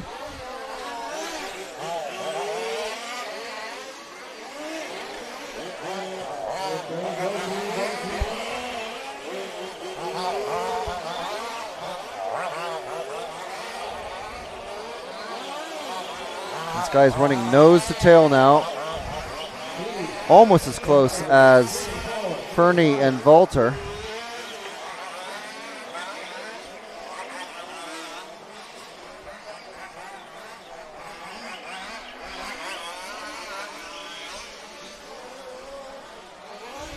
So Van Helmond building up a bit of a gap now. Looks like to be about a second or so. Boucher getting a little bit wobbly coming onto the infield.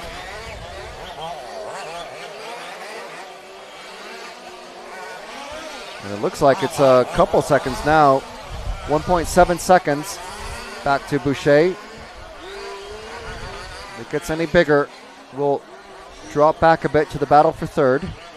These guys coming down the main straight now.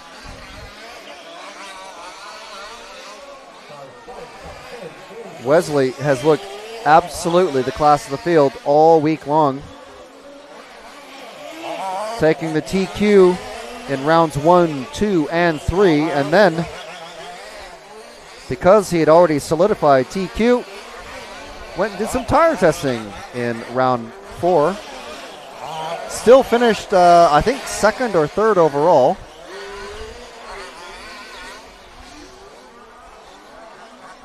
His teammate Roman Valter finishing in the TQ spot for round 4. Valter running 4th at the moment. This guy's a little bit closer now. It's a 30-minute race, so anything can happen. You've seen very expensive machined aluminum suspension arms break on these things. We've seen drive shafts snapping in half. We've seen tires come unglued and cars try to do it on 3 wheels, which is not possible. We've seen wings and wing mounts break. We've seen body shells fly off, exhausts break.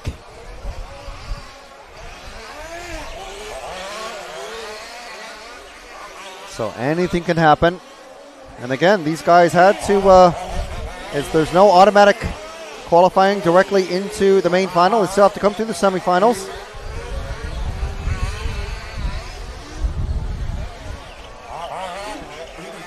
Fernie and Valter still nose to tail. Boucher now all over the back of Van Helmond. Going to be jumping and driving into the wind here going down the main straight. Not really affecting things though. This car is very large and heavy and fast. So fast.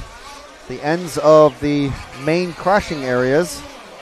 They need full-size car tires to help stop the cars so they don't damage the outer perimeter fencing.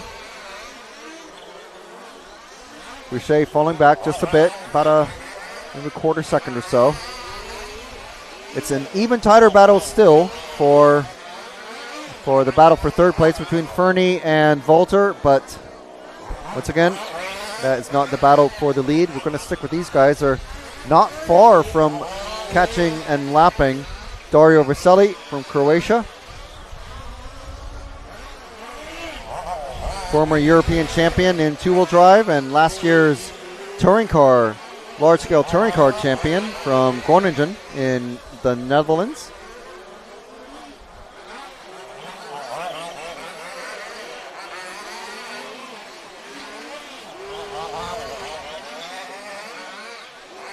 These guys a bit closer together now. You see, I'm not sure who the crowd at the left end of the track is cheering on, but if it were me and I was one of these two, I would just go, "Wow, yeah, they must be cheering for me." So Dario Veseli now letting these guys pass very easily. Good job, Dario. Dario knows the rules.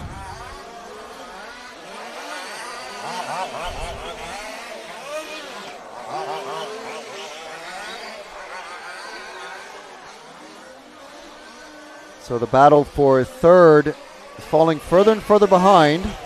I'm not sure if Volter has the speed to get past Fernie. And he's just being held up lap by Fernie. But they are just falling further and further behind every lap. Last lap the gap was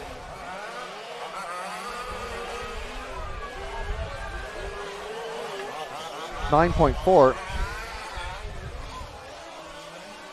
My bad. It's not actually Fernie. It's actually Puziat and Volter who are battling. And that's the car 9 who has just come off, being pulled off. That's Martin Kraus from the Czech Republic. So it's Puziat who has been leading this whole time in the third position. Volter chasing Puziat. Fernie is, I think, just been passed by Sven Rodewald on this last lap. Sven is now about to cross in 5th position, I believe. Yes. So that swap has just happened. Meanwhile, we're still with this super tight battle for the lead. Van Helmond must have ice water running through his veins to withstand this pressure from Maël Boucher. Wow.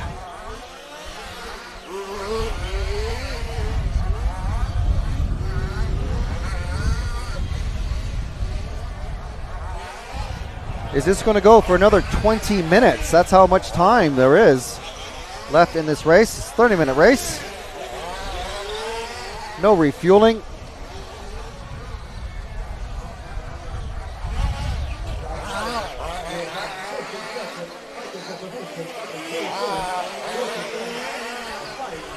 Meanwhile, Volter super eager to get past Puziat.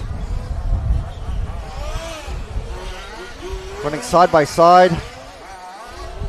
Let's drop back to the start-finish line because these guys are a lot closer now than the leading pair coming into the bowl.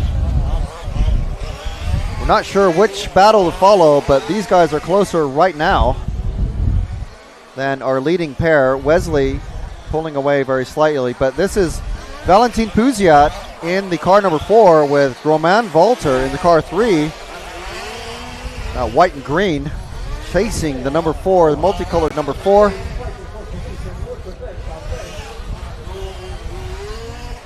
And I will keep an eye on the lead battle as well. We only have the one moving camera, so unfortunately we can't have like a picture-in-picture sort of situation, but Van Helmond is a healthy gap now. Well, I say healthy, it's just as far as it's ever been this race, over a second or so. These guys just so much closer. They were actually rubbing tires earlier, coming through that big turn.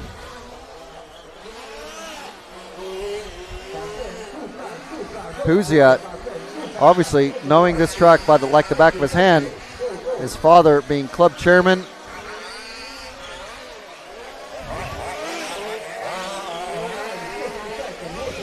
So Puziat knows how to keep someone behind him.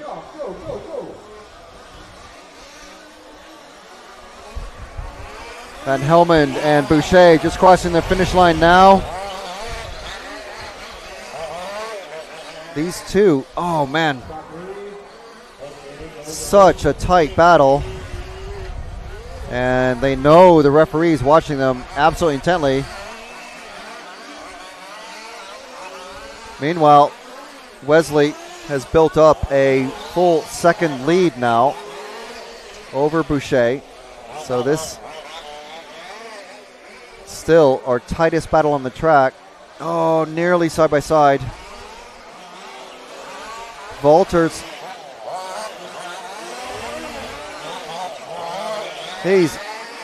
You can't apply any more pressure than what Valter is doing here. Valter running a VP. Not sure exactly what Puziat is running. It looks like an MCD, but some of the VP or NRP cars seem to have this little plastic extension above the spark plug as well, so kind of hard to say, to be honest. I want to say it's an MCD for Puziat.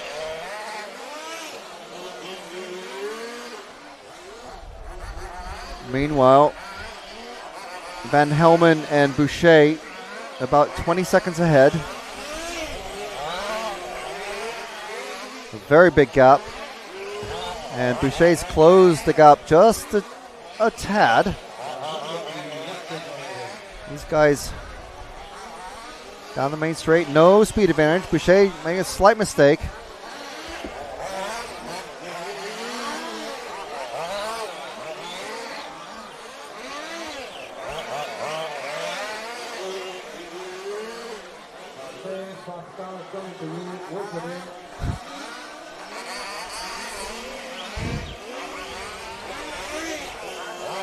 So Wesley, I think, with over a second lead now.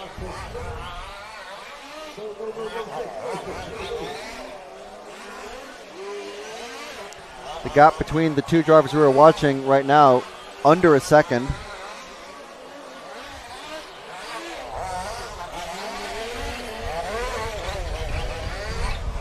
Mayo able to close the gap on the infield.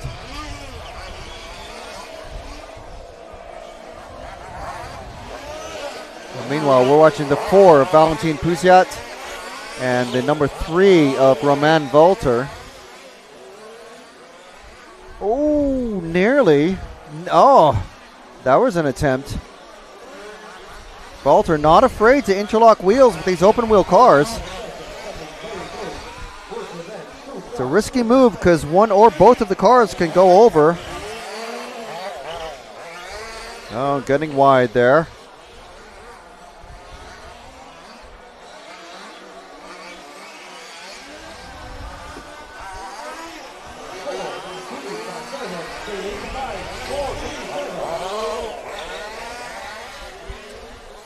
So, looks like Sven Rodewald, our European champion from last year, has been lapped by this pair as well.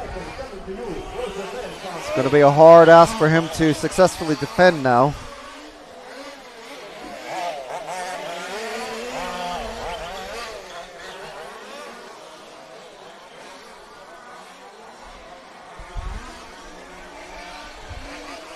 Valter all over the back of Puziat.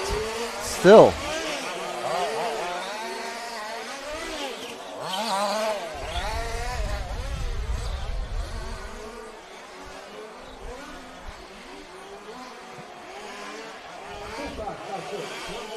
These two stuck like glue. It's like a single rubber band is connecting them this entire race. Pouziot, though, probably knows every single lump and bump on this track.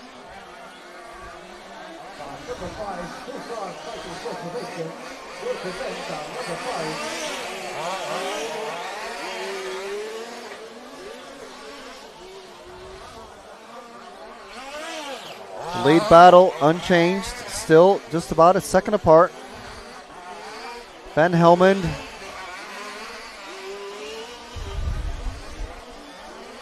able to hold off the pressure.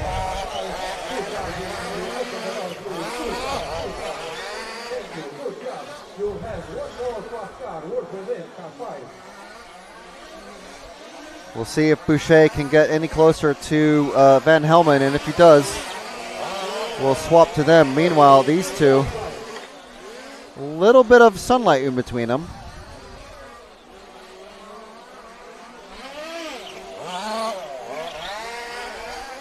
They're actually still much closer. They're about 5 times closer to each other than Boucher is to Van Helmond. And we're on the big turn and over the small tabletop. Van Helmond now, I think, has definite clear daylight between him and Boucher.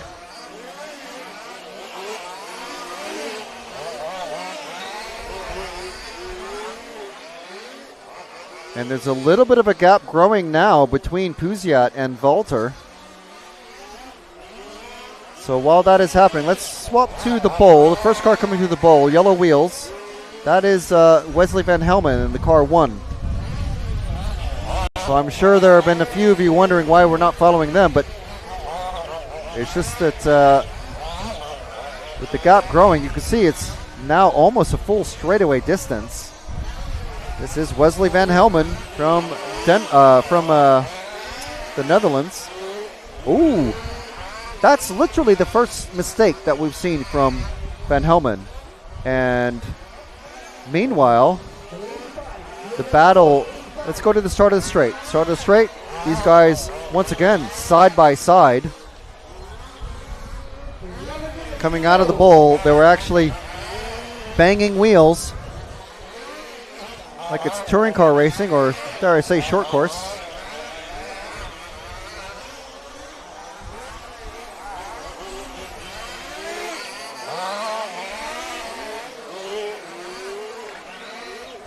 Van Helmond's lead growing and growing still. He's just over 2 seconds the last time round. These guys coming down the straight for battling for third. Boucher has crossed the line, 2.5 seconds now, so Van Helmond making half a second in one lap on Boucher. And that's without any effect of lap traffic, I believe. So the lead battle is starting to possibly fizzle out. And that's with 10 minutes done and just over 10 minutes remaining in this one. So we're watching Valentin Pouziot and Romain Walter. France versus France.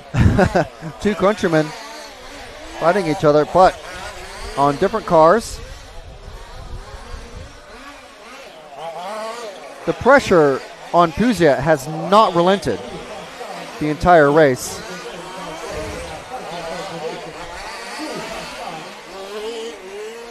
Almost no mistakes from either of these drivers. Haven't seen a single mistake from, oh, and he's passed. Is that? He said go. Referee said go. So, oh, a verbal protest there from Pouziot, I'm sure, on the rostrum, but EFRA referee says that was a clean pass.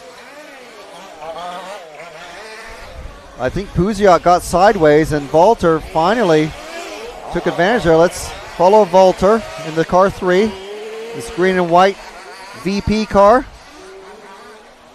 Let's see what sort of gap he's able to make now. That is a 1 second gap back to Pouziot. Let's see what Pouziot's able to do. I don't think Pouziot was, I think he was just running his pace. I don't think he was trying to be super pushy.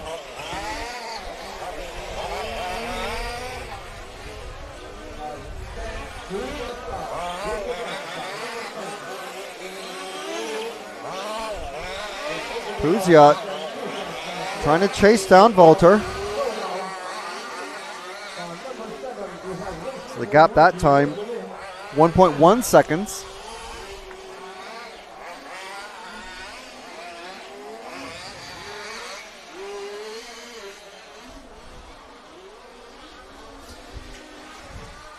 Walter now with clear air behind him and between himself and Puziat. Meanwhile, our leader actually only just a few cars behind with just as much clear air behind him between Van Helmond and Boucher. Looks like Puziat is able to close the gap there. 0.7 seconds.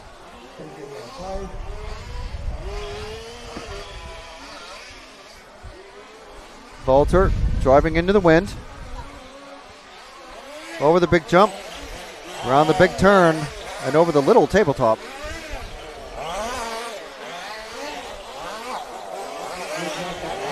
Just about 7 minutes remaining in this one. This is the final race of the weekend here in Brittany, France. This is the EFRA Large-Scale Off-Road European Championships for 2024. We hope you've enjoyed the coverage. We apologize for any technical issues that we've experienced. Most of them not our fault.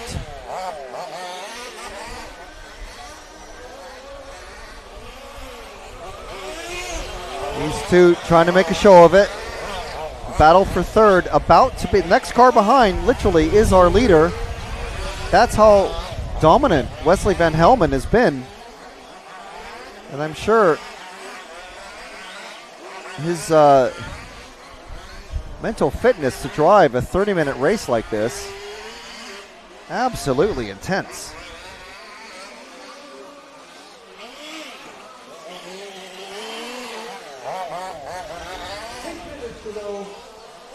Six minutes remaining.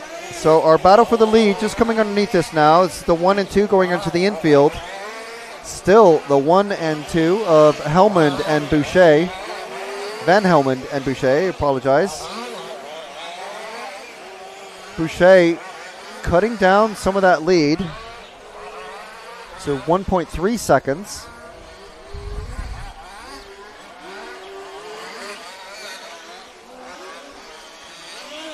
It's our closest battle now on track.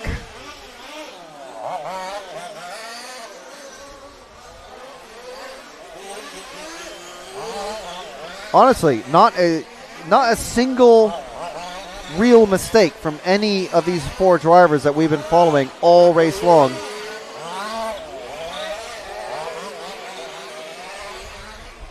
Oh. Wesley just clipping the top of the double there.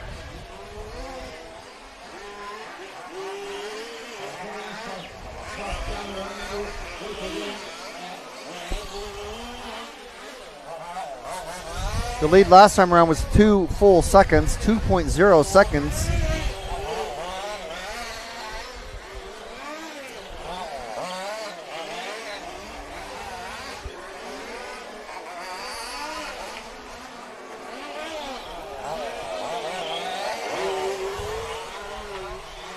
This time around 1.3. I think part of it is due to hitting just tapping the top of that double in front of the driver's stand. Throwing the car just a tiny bit off balance and a little bit wide.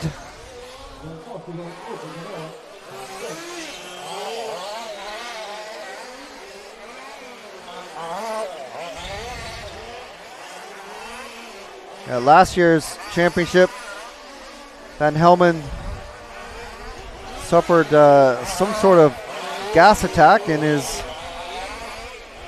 camper and had a bunch of his stuff stolen, and still won the two-wheel drive championship. And this year, holding off the Boucher attack for a full 30 minutes so far. Well, 27 minutes, I should say. 26 and a half minutes. 3.5 minutes left to go. First time we saw Van Helmen in action was in Bio-Delide for the EFRA 1/10 electric off-road European Championships. And never heard of this kid before. And then a few years later, there he is winning the two-wheel drive European Championships. Boucher now a lot closer to Van Helmen. Is this just a late turn of speed by Boucher?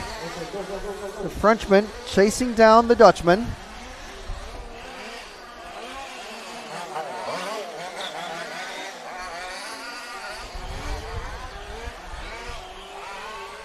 Lap last time around was 0.7 seconds of a lead. Boucher getting a little bit off there, going into the bowl, giving up a bit of a gap to Van Helmen. 2.5 minutes were left now for Boucher to put on a real charge. I'm sure his mechanic and spotter is telling him, okay, we're coming down now. 3 minutes to go, 2 minutes to go. Soon it's going to be 1 minute. So 0.7 last time around, now 1.0. So Van Helmen running tighter lines, 0 mistakes, perfect throttle application, and hitting the brakes at just the right time. Pick up a gap. Oh, I was afraid he was going to get crossed up in that jump there and land a bit sideways, but Boucher did make up some time there, though. Going very slow around that off-camera corner. Gap that time around 0.7 seconds.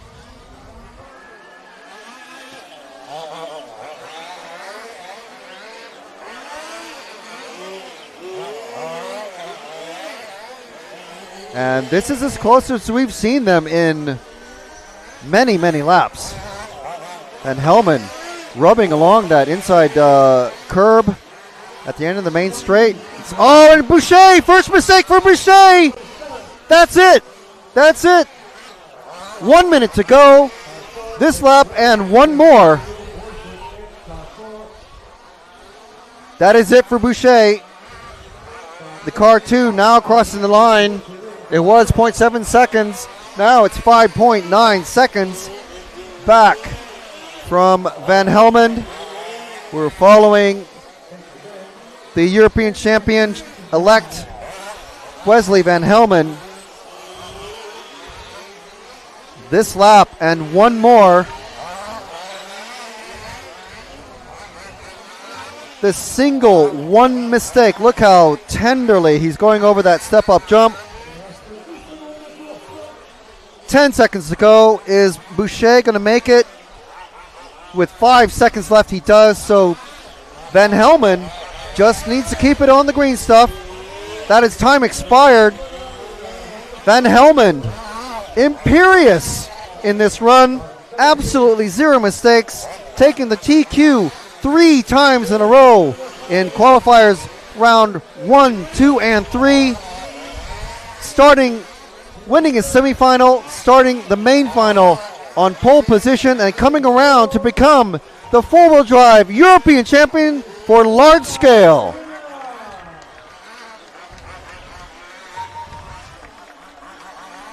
Fabulous. What a win.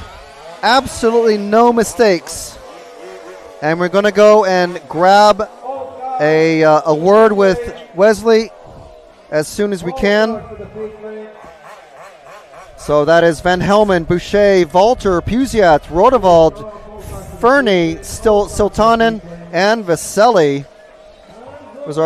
That's our 1 through 8 finishing order, and Kraus and Tufrey not able to make it to the end.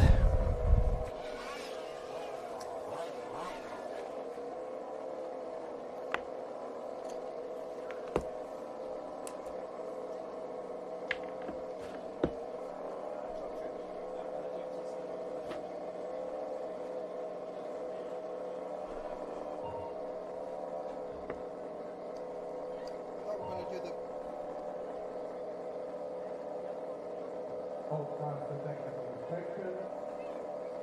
Go ahead and sign off.